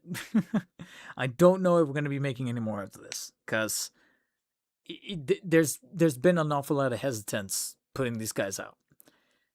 The same goes for UPF. And with UPF, I don't think it's a matter of speed, but it was a matter of management. Because for those of you guys who have been keeping up with the news over there at UPF/LPZZ, their lead designer who was in charge of Fig Trove, which was the design team behind the Dark Knight's metal figures, he left. There was some stuff going on behind the scenes. He left. And now Fig Trove got absorbed into the LPZZ team, I think, if I remember correctly. And a lot of projects are getting kind of like jumbled over there, and some stuff is still kind of up in the air. And we're a little bit in the weeds as far as whether or not they're going to continue after delivering, I think, their version of the Dawnbreaker, because I know they're doing a Dawnbreaker. I can't remember if they're doing a Devastator. I might be wrong about that, but I think that would probably be about it. And I can easily look at both companies. I can easily see both companies looking at the Dark Knight's metal line and going, okay, these 4 and that's it. Then we got to move on. LPCC is also making the other characters like the Drowned. Really? Did they like actually touch base on that? Because I don't remember them saying it, but if there's please pass this on the UPF chat. Hello, please consider attending SDCC next year with a strong showing of upcoming figures. Ever since INART attended, I have noticed them gaining momentum and mind share in regards to overseas DC 112 collecting. Thank you. I mean, I could try, but I also kind of do get their understanding as to why did I just show my stuff. Actually, no, I don't think I did. Okay, it was the analytics. Sorry, it wasn't the okay. Because I was like, did I show the stream key? No. All right, that was good. I don't mind showing this. It's just the chat and it's the stream health with the activity. It doesn't show anything. All right, good. This doesn't show anything. Ooh. I was like, oh, did I show the wrong thing? No, I didn't. Yeah, I put on the right thing.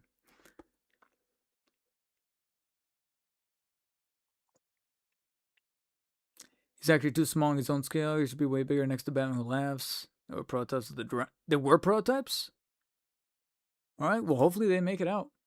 Because like I said, they had to overhaul Tactical Suit Batman from Justice League. Technically, they're overhauling, or the idea is to overhaul the Batflick, because old Bruce, that designer who left, was working on that one. And I believe they also overhauled their Dawnbreaker as well. So, I don't know. Guess time will tell. But what I was saying, Brian's new dishwasher, is that I can kind of understand why they don't want to attend. Because I think they've been asked before, like, why don't you want to attend SDCC? And they're like, we'd rather just take that time and money and put it into working on the figures.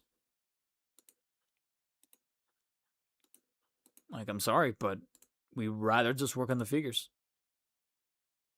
Especially if, like you mentioned, Brian, the INART is in fact gaining a little bit of momentum this week, not only with what they showed off at SDCC, not only with what they're currently showing off at China Joy, but also with these pre-order launches of the Batman, the Dawnbreaker and the Devastator. And I'll admit, this shot does look kind of cool.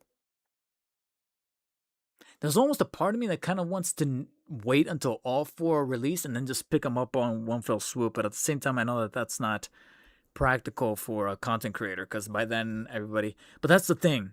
Pre-orders go live tonight, right? Allow me to have my moment of salt. But I'm pretty sure sometime either tonight or tomorrow morning, expect a review from Anthony's Customs, from Nostalgia Unboxed, and a couple of others that already got theirs in hand a couple weeks ago. Just like they did with Bamako Labs and just like they did with Red Death. So, me talking about them right now, a little bit on the mood side. Power Rangers? It does look like Power Rangers, doesn't it? Fucked up Power Rangers. I even said that Red Death from day one, that their version of the Red Death was a bit more Power Ranger-y and plasticky and armorized than the UPF, because the UPF was going for a bit more of a comic interpretation. So it really depends on what you're going for. And then a little bit more of the Dawnbreaker here. But going back to the scaling discussion that you guys were having in the comment section, the reason for why I was bringing up scaling is because also just 13 hours ago, on the eve of pre-orders going live, they put up unboxing videos, and you can see from these unboxing videos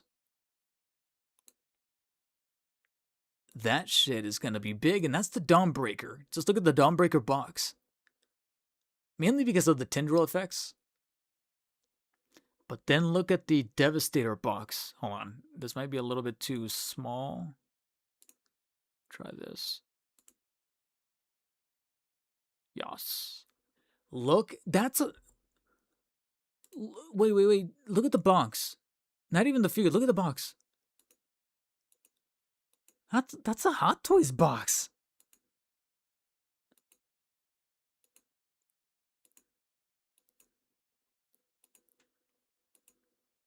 Guys, look at the Hot Toys box. I mean, the Devastator box. That's, and then as he, look at that. Look at it in his hands. It's so big. Without context, if my mom heard me on the other side of the door. Look. Dude, that's a Hot Toys figure. It's probably even a little bigger than the Mega figure from McFarlane.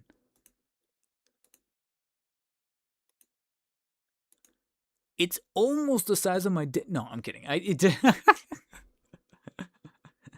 Yeah. Oh, man. And here's the thing. Tonight, we're going to find out what the pricing is. I'm willing to bet that Dawnbreaker is probably going to be... And I'm not counting BBTS. I'm not counting... I'm not even counting 1/6 Kit. I'm looking at, like, the sites that... or basic MSRP from the INART site.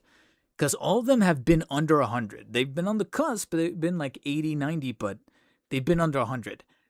I think Devastator might finally break 100. And I'm talking about basic MSRP from the INART site.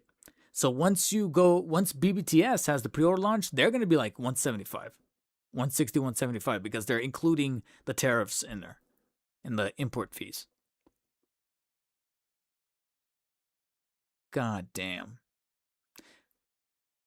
Holy shit, my volume's loud. I believe you guys are not hearing that right now. I'm hearing it, but you're not hearing it. Quick demonstration of the articulation. Wait, whoa. It's that glows in the dark? I did not know that.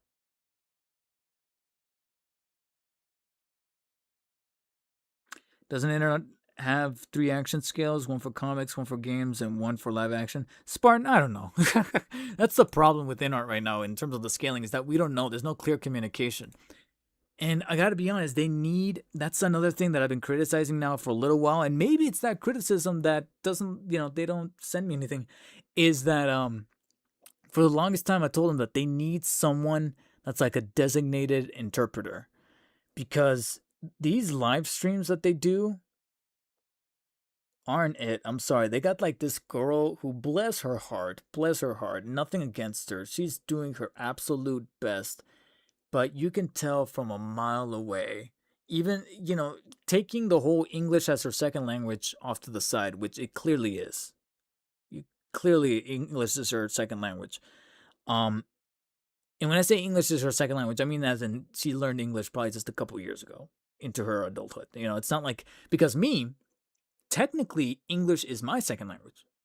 The first language that I learned is Spanish from my parents, but we're only talking about a difference between of 3 or 4 years, because obviously the first language I learned to speak when I was like 2 or 3, Spanish, but then almost immediately when I was 5 years old, entering kindergarten, started to learn English because I needed it for school. So it was like neck and neck. That's the kind of person you need that can speak Chinese and English, that INART needs as their spokesperson, so they can articulate articulate things well on the live streams. Because like I said, this girl that they got on their live streams, whenever they cover either the 1/6 stuff or the 1/12 or INART action stuff, she's trying her best, but she's not communicating well. And you get the profound sense that she's not into this. She's not into the figures. You need someone who's into the figures, even if it is a girl. But most of the time, it's guys. Let's just be honest. It's primarily catered to guys.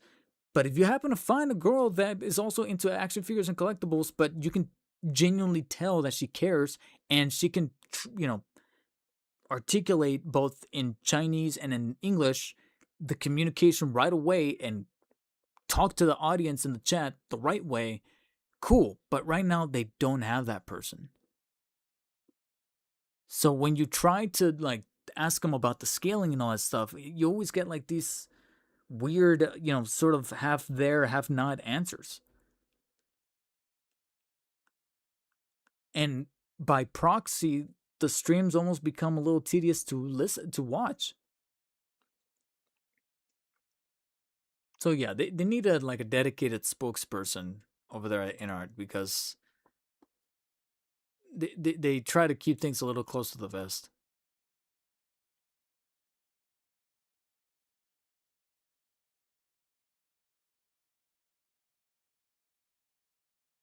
John 1970, welcome to stream. I don't know if I said hi to you. But yeah, there's just this tiny, and we're gonna find out probably as soon as tonight, that this guy is gonna be our first triple-digit MSRP INART action figure. INART action figure. That's supposed to be in the scale, but it's supposed to pair with the others, and you saw how massive that turned out to be. Oh my god. And also, somebody in the chat called them shills. No, like, for example, you can tell that some of these guys are not shills, that generally do like what INART puts up, but then you also got legit criticisms coming out of all of them. Anthony Customs will still criticize some things. So I'm not talking about anyone specific, although, like I said, the I don't know what the communication is with them. Like I said, right now I've already kind of just defaulted my brain to think that from now on, if I want to cover an INART action figure that's of this scale, that's Batman related or whatever, just put the pre-order it, and call it, and just wait for it to arrive. Because like I said, the last time I had any kind of correspondence with someone from INART's marketing team was, we're coming up on 2 months. And the last message was actually from me to them, asking them if they had anything that they could send over for me to review, so that I can, promote it, like the INART, the Red Death and the Batman Who Laughs. And we've kind of already been, that's why I don't want to go over this too much. It's because we've already gone through all of this. But they never responded to that email. And that was, I think it was you, Brian's New Dishwasher, broke it down exactly what probably caused this, and it made total sense. It sucked, but it made complete sense. You were telling the truth. That's why ever since you posted that comment, I'm like, you know what? Likely what it is, and I'll just have to move on. And just like I said, if anything of that INART puts on, gotta jump off, but I'll watch it later. All right, no problem, John. Thank you. Appreciate it. Yeah, just, it is what it is. Like I said, the only one that just befuddles me is that there's a creator who doesn't. Let me actually pull up Instagram over here, just to, for shits and giggles.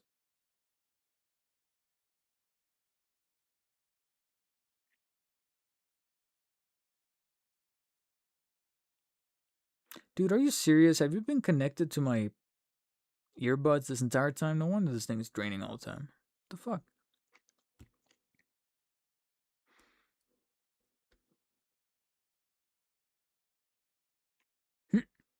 Found him. Yeah, he just took some.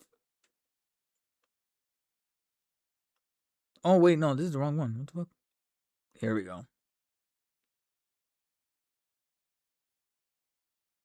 Yeah, like I said, I don't want to say who it is, but I'm looking at his feed. He took a photo of the INART Batman Who Laughs.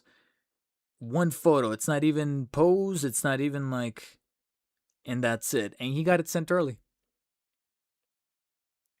No review, no poses. Checked out his YouTube. There's no review, no live stream unboxing of any kind, nothing. There's live streams where he probably, there's a couple of live streams where he probably said, "Oh, look at it," but it's like part of the stream. You know what I mean? Like the stream is not. Oh, did I drop more frames? Shit, I think I dropped more frames. Not a lot of many, but yeah, it just doesn't make any sense to me. And I think he's only got like a little over 600 subscribers. 600. That's how I'm like, does he know someone? I guess he knows someone. I don't know.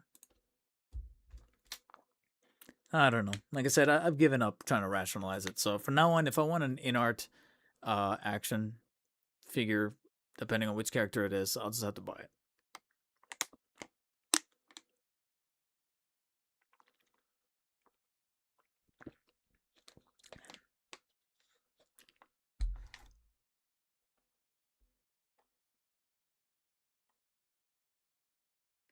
What are you guys talking about? My guesstimate is 200 on BBT. Ray Paz, you think so? Maybe 130, 150 on the INART site? I think on the INART side, when I say breaks the triple digits, I'm talking like 115, 120. And then over at BBTS, it'll be 165, 170. So that's what I'm going with.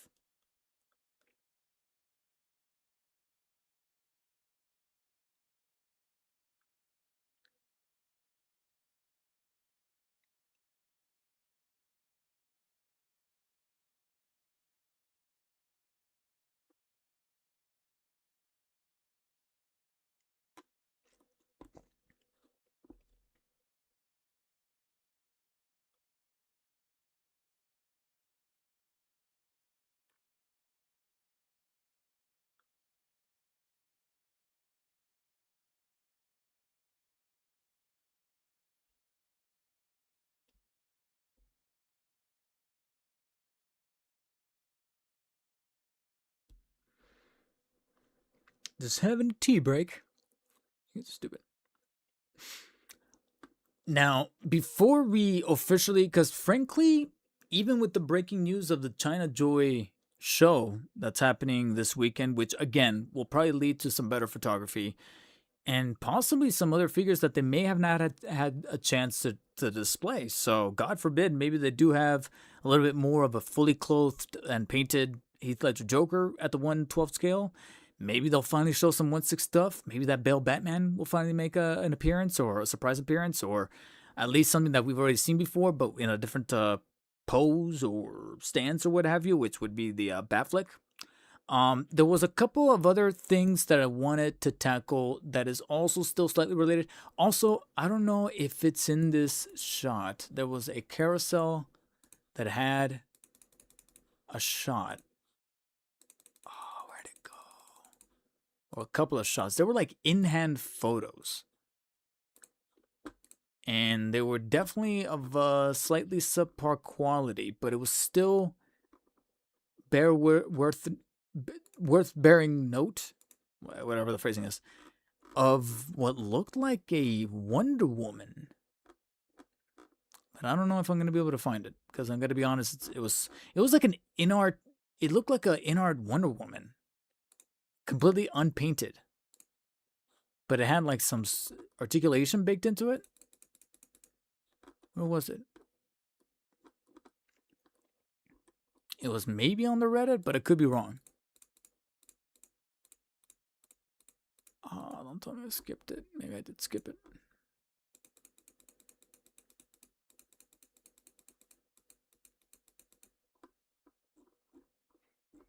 I think I lost it.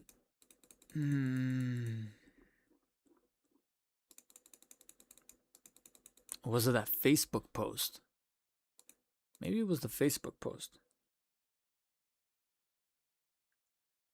There are quality figures. I own the Sun Wukong and the Stone Monkey. They moved so... Yeah, I mean, I've seen those in person, and they generally do look great. It's just like I said, I just don't have affinity for the property. Was it this one? That was a lot of photos.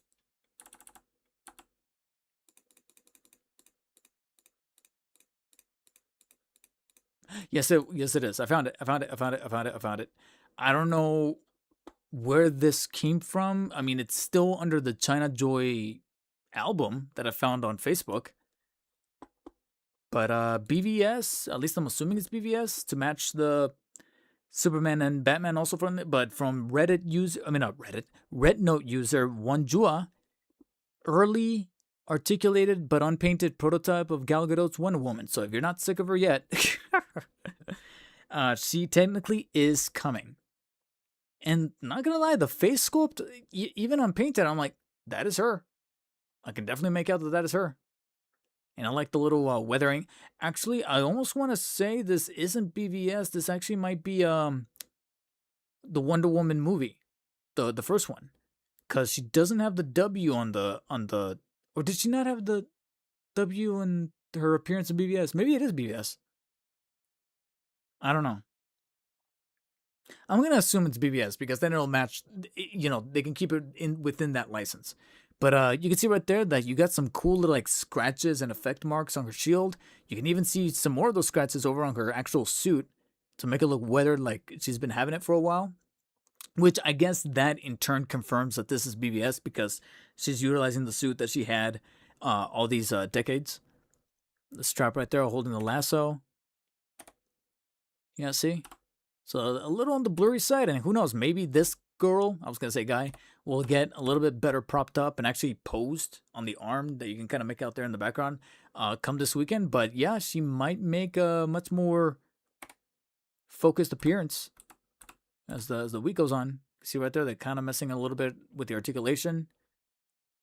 And you can see a bit more of the detail in the boots. So yeah, and the windy effect on the hair. That could be nice. Khalil, no. So yeah, I guess for completionist purposes, if you want to complete your Trinity, I think that option will be available a little bit more later down the line. So you got that. You got that.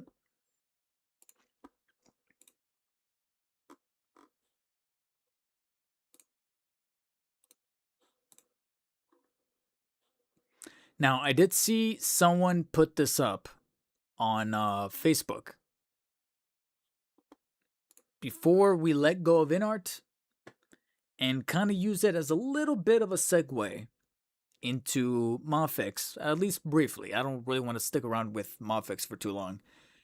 But I am a little concerned that now, in the form of a perfect storm, we had San Diego Comic-Con usher in the era of absoluteness Batman. Because look at this fucking compilation or table, whatever it is you want to call it. Look at this. Someone went through the trouble of compiling every version of Absolute Batman we will be getting. Hopefully within, what, maybe the next year or two. Obviously, we've tackled the McFarlane one since even last week. UPF has already kind of put theirs out there for a little while now, and it's been in the discussion. And I believe Blockies also is not necessarily new. He's been talked about a couple of times now for, I want to say, somewhere around the neighborhood of about 2 or 3 months. But it was in this week where we get to add a much more fleshed out, painted version of the INART. Beast Kingdom did their version that you see down there on the bottom right. And then at the top middle, Mafex unveiled that they too will be making an Absolute Batman. Who is going to take the top prize of being the definitive Absolute Batman, guys? Who will it be? Because right now, I almost want to disqualify the McFarlane because it is just a 3D render. Like, literally, he's the only one that's got a render. What's ironic, you know what's ironic? Truly ironic. I want to disqualify the McFarlane for just being a render and not actually being a fully realized plastic prototyped. Yes, I just said the word plastic. But the irony is that he's probably going to release first. Out of all these, he's the one that can probably get it done first. Like, literally, where are we at? We're about to hit August, but I got to be honest, realistically, he could probably start showing up overseas, like, in hand, as far as, like, you know, illicit units making their way out of the factories or what have you. Like, sometimes they do. Like these did. Remember how photos of these guys started showing up online of people having them overseas? China. There's a YouTuber, and again, probably don't do this if you know, you got to be prepared because you're gonna see this coming. While I was going through, really quick tangent here, I was going through the list of videos that my audience is watching just to kind of gauge what people are that follow my channel and watch my content are also watching, just to see where their interests are, you know, and what trends are going through. And one of the videos that was in that list in my analytics was for already a review of the new No Way Home Green Goblin Marvel Legends, the new one that hasn't come out here in the States, that's up for pre-order, the one that doesn't come with the purple stuff. That's, I guess you could say, the more definitive Green Goblin. But a dude already put up his review, and I never heard of this guy. And the video is blowing up. It's got like tens of thousands of views now. But his channel's only got like 1,000 subscribers, maybe, I think even a little less. And I'm like, sure enough, I go to the comment section and people are asking him, how'd you get it? How'd you get it so early? No response, but he's hearting the comments, meaning he's acknowledging, meaning he's seeing. And I'm like, fuck you, dude. I'm sorry. I hate those kind of people. Because it's like, all right, so you're pretty much self-reporting that you got this in not so legal ways overseas. China. It's all China. So, but he put up his review already. And there was no box. It was always like loose in hand. So I'm like, all right. Like I said, as soon as the internet took off the way they did and people overseas started to see how easy it was to get content filmed and YouTube started and all that stuff, especially with the help of AI, it's like, all right, they got the leg up. So, you know, I'm asking you guys, which one do you think is worse? Like I said, I'm disqualifying McFarlane because it's just a render, but it's just very ironic that he's probably going to put his out first. So next to him, who's the worst?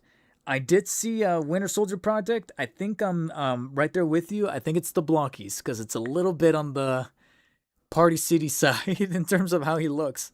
Because Beast Kingdom's always going for something strange with the proportions or with the height and the scaling. So there he is again. And that face, I don't know if I'm feeling that face.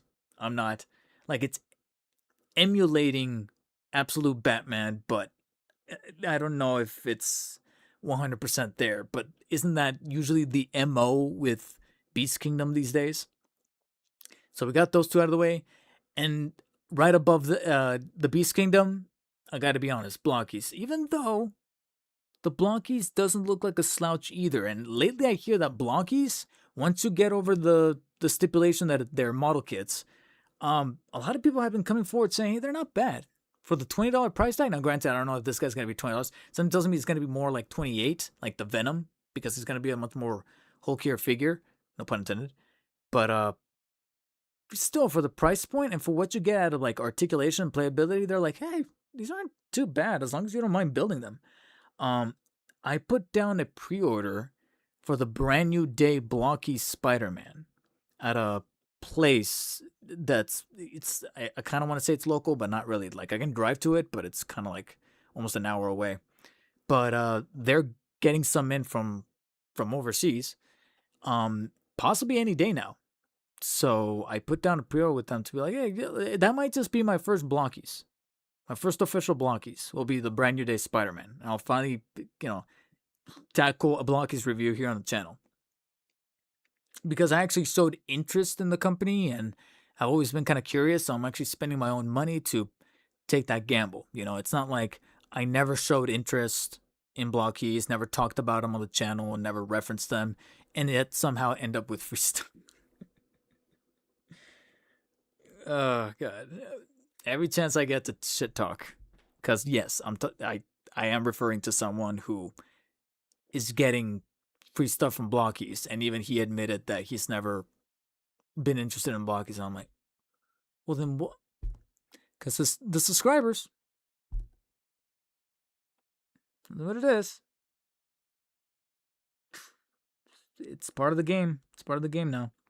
So that's why I'm spending my own money to be like, hey, if this thing is shit, I can say that it's shit. So we eliminated the bottom row. It truly is about the top row. And within that top row, I almost want to disqualify the Mafex because of how late it is of an announcement that we haven't had enough time to kind of cook with it properly, if that makes kind of sense.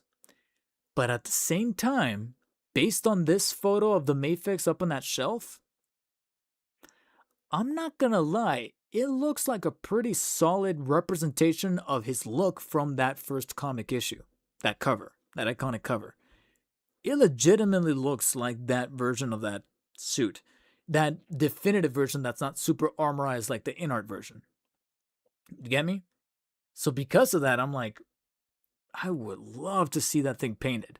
But what's kind of also bringing me down back to reality is the fact that it's Mafex.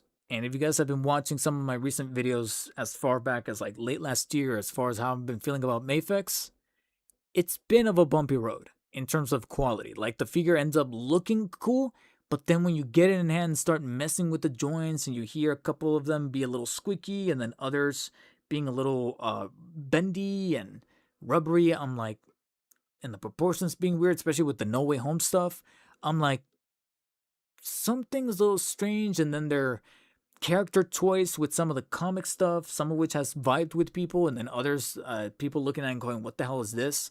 Even outside of the realm of comic book characters and going into other properties, I hear like some of the boys figures are trash. But then for every like trash figure, like the A-Train figure from the boys, there would be an amazing figure like the Terminator. It's like, Mafex, get your shit together. Focus.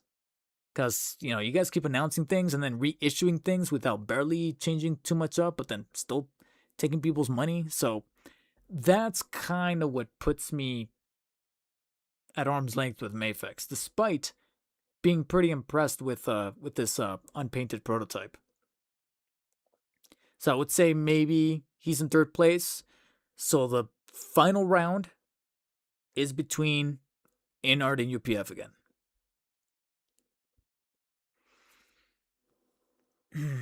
And it's that thing that I've said time and time again, where if you're looking for a comic accurate, you're probably looking at UPF. If you're looking for style and flashiness in terms of badassery, it's gonna have to be INART. But considering that both of these looks technically do appear in the comic, we need to see a painted version of UPF. And I guess by that technicality, I'm gonna have to give it an INART. I think INART takes it, but it's neck and neck. It's like the race horses, but one of the horses just happens to throw out their tongue, and don't Photoshop that, and it just hits the finish line over the other horse because of that. And that's the INART because of the fact that it's fully painted and articulated. It's a full-blown prototype, whereas the UPF looks amazing. The detail as far as the wrinkling effects and the chest plate and the cutting for the articulation, but it needs that paint. It needs that paint. I was gonna say blockies might do good on the channel. Yeah, I want to test that out, Brian, with that brand new day. And if that brand new day figure ends up being cool and the video does well on the channel, I might be like, you know what? That those rivals, Spider-Man and Venom, I've been eyeing those for a little while now. I'm probably gonna pick them up. We'll see. We'll see. I think it was yesterday. I saw the Moon Knight, the Rivals Moon Knight blockies at a GameStop, and even I'm looking at the art on the box. And I'm like, oh, that's kind of neat. I don't know if I want it right now, but it looks neat. All three were not friends anymore. No, yeah. As of right now, on this image alone, the winner is INART, but right behind is the UPF, and then in third place, Mafex, only because of how 1-to-1 it is to that cover art. And then Blockies, and then Beast Kingdom. Technically, I'm disqualifying McFarlane because it's just a render, but we'll see. And like I said, it's so ironic that McFarlane's probably going to beat all of them, considering it's a McFarlane. It's 7-inch basic consumer. It's Elite Edition, but he could pump that out a little quicker. Now, to wrap things up, we did just mention the Mafex Absolute Batman, right? Mafex technically also showed up at San Diego Comic-Con with a quick shelf to give us some updates on some properties, some of which we've never seen anything of in the past. But finally, at Comic-Con, they showed off a little bit. Now, I'm praying to God that I saved this, and if I didn't, hopefully I can find some better photos. I'm a little scared that I might not have saved this. Granted, it's been a week, so I don't think I'm scrolling far back enough. Hold on, I think I'm almost there. I'm almost there. Oh yeah, okay. Oh, did I find it? Oh yes, of course. So appropriate for me to make those morning noses, considering that some of these photos might be coming out of Kaiju Daddy himself, the Dadster.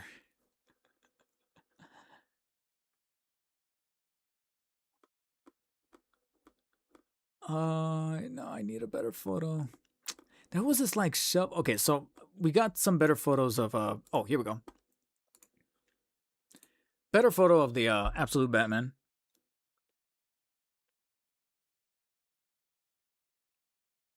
That tongue out would be a good emoji for the channel. I'll think about it. But there's a slightly better photo there of the Absolute Batman. All right. Wait, is that really the only photo on this one? Yeah, I guess it is. This shelf showed a few more of the comic stuff, including a Sabretooth and an Apocalypse. And Spider-Man with the arms again. I think it's from Civil War or one of the wars. I can't remember.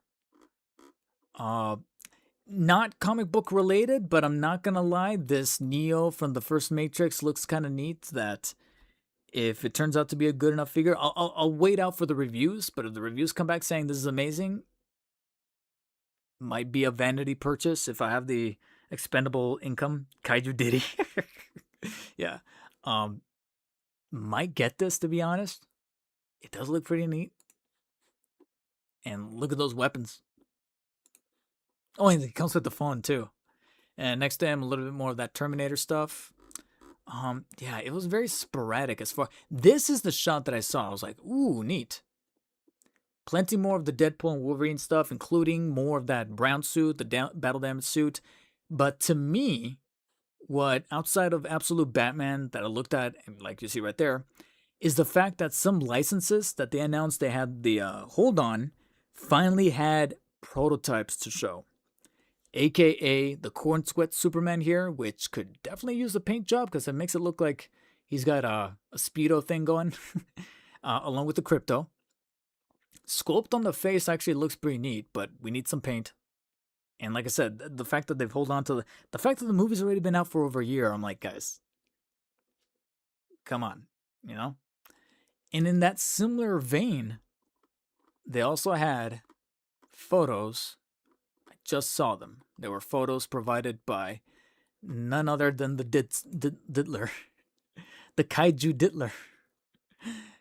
Born Again Season 1, specifically, Daredevil, and Punisher. Another license that, like I said, they've been cooking for a really long time, but we finally got prototypes.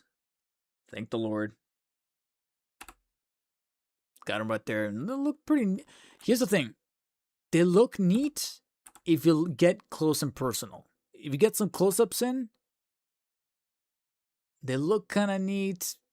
Punisher looks a little off in the likeness. It almost looks like he's got like hazelnut eyes.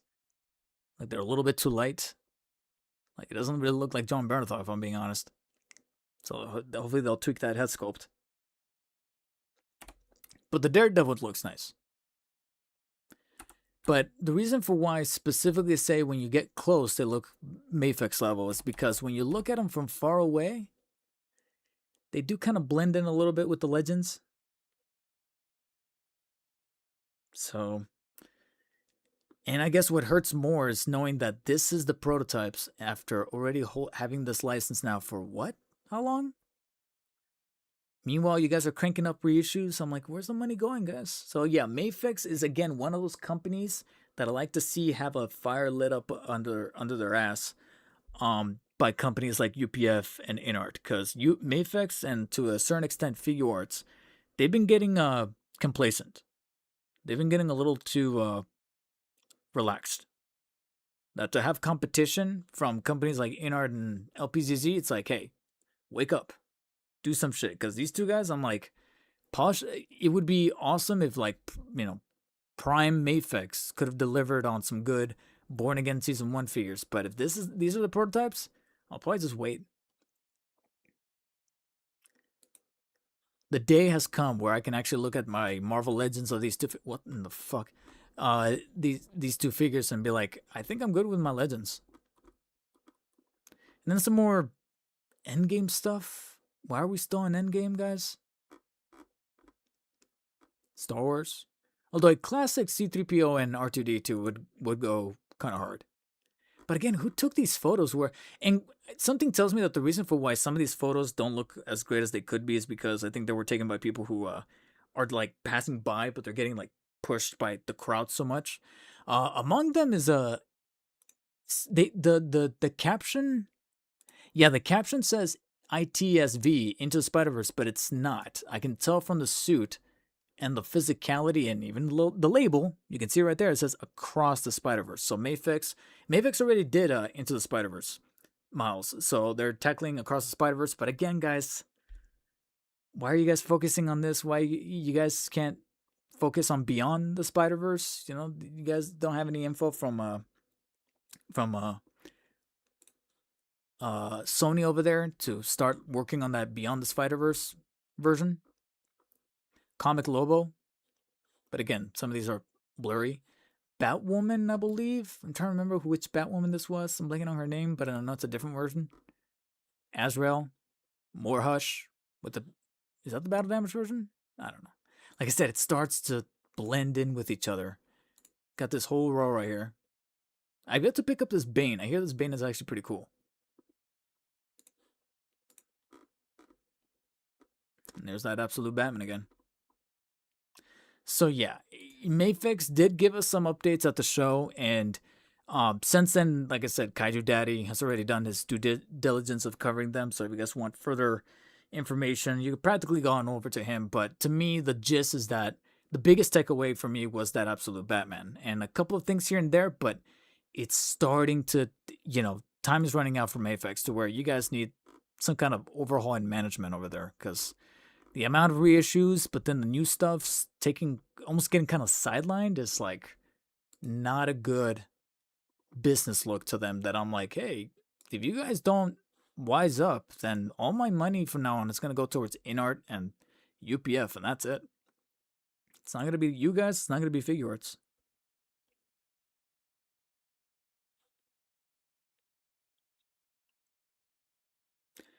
Mafex might be doing Endgame because supposedly the movie come back to theaters for like new scenes or something. Yeah, but I don't think that's it, man. Brian, I got to be honest. I don't think that's it. I think that's them just putting it into production and then kind of forgetting about it. And they're like, oh shit, yeah, we did promise Disney that we were going to do that. Fuck. That's what it reads to me.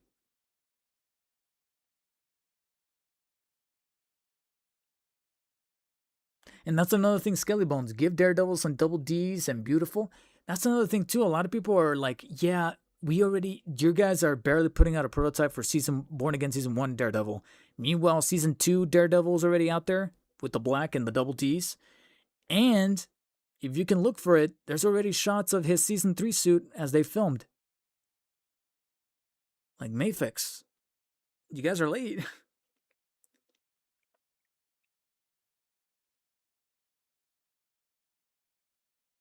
Hush Superman for pre-order releases in May 2027. Yeah, like, I don't know. Wake me up when September ends, Mafex. All right, guys. Because I started late, it's getting late.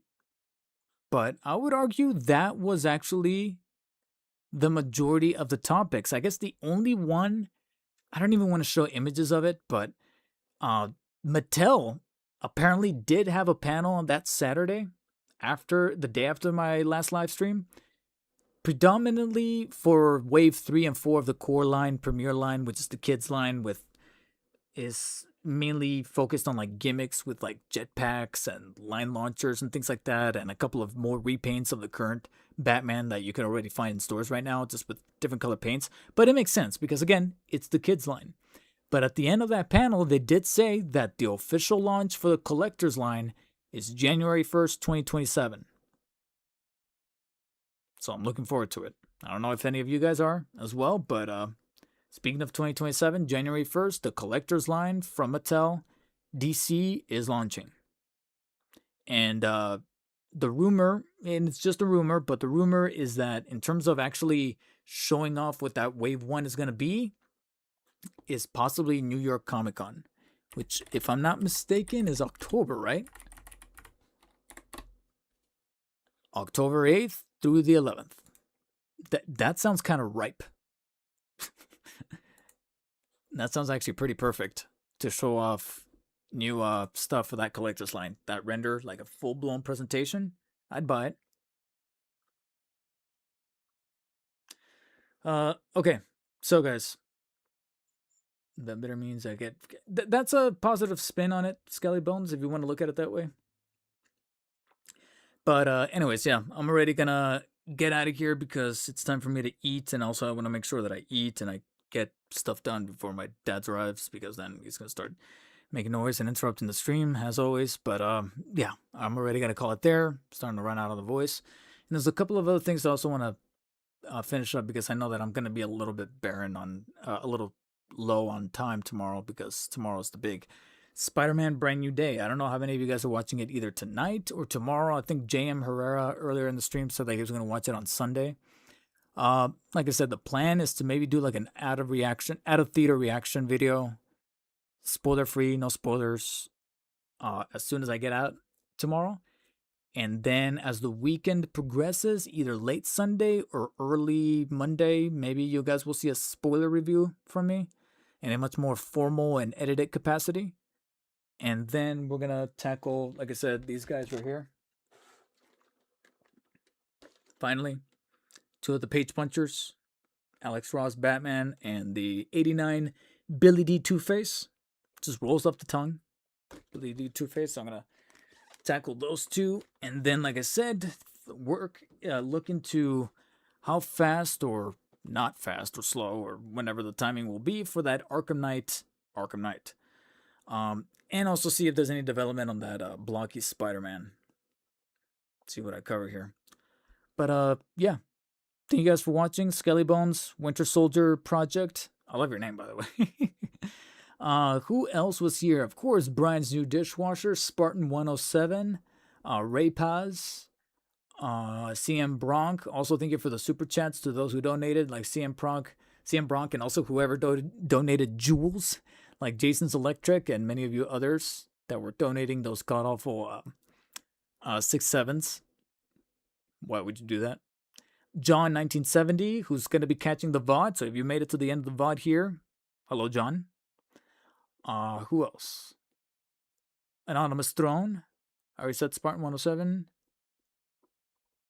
Who else was here? I know there was somebody else who super chatted. Wow, so I did get disconnected earlier. Son of a bitch. Isn't there a way to see? Oh, here we go.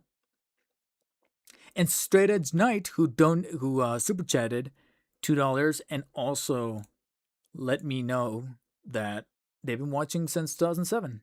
Thank you for watching almost practically this entire 20 years. Jesus Christ. It's crazy. That is insane. Leonard Dugas, are you really jumping in here at the end, man? What's up, peoples? What did I miss? Door swinging. Sorry, man. We're at the end here.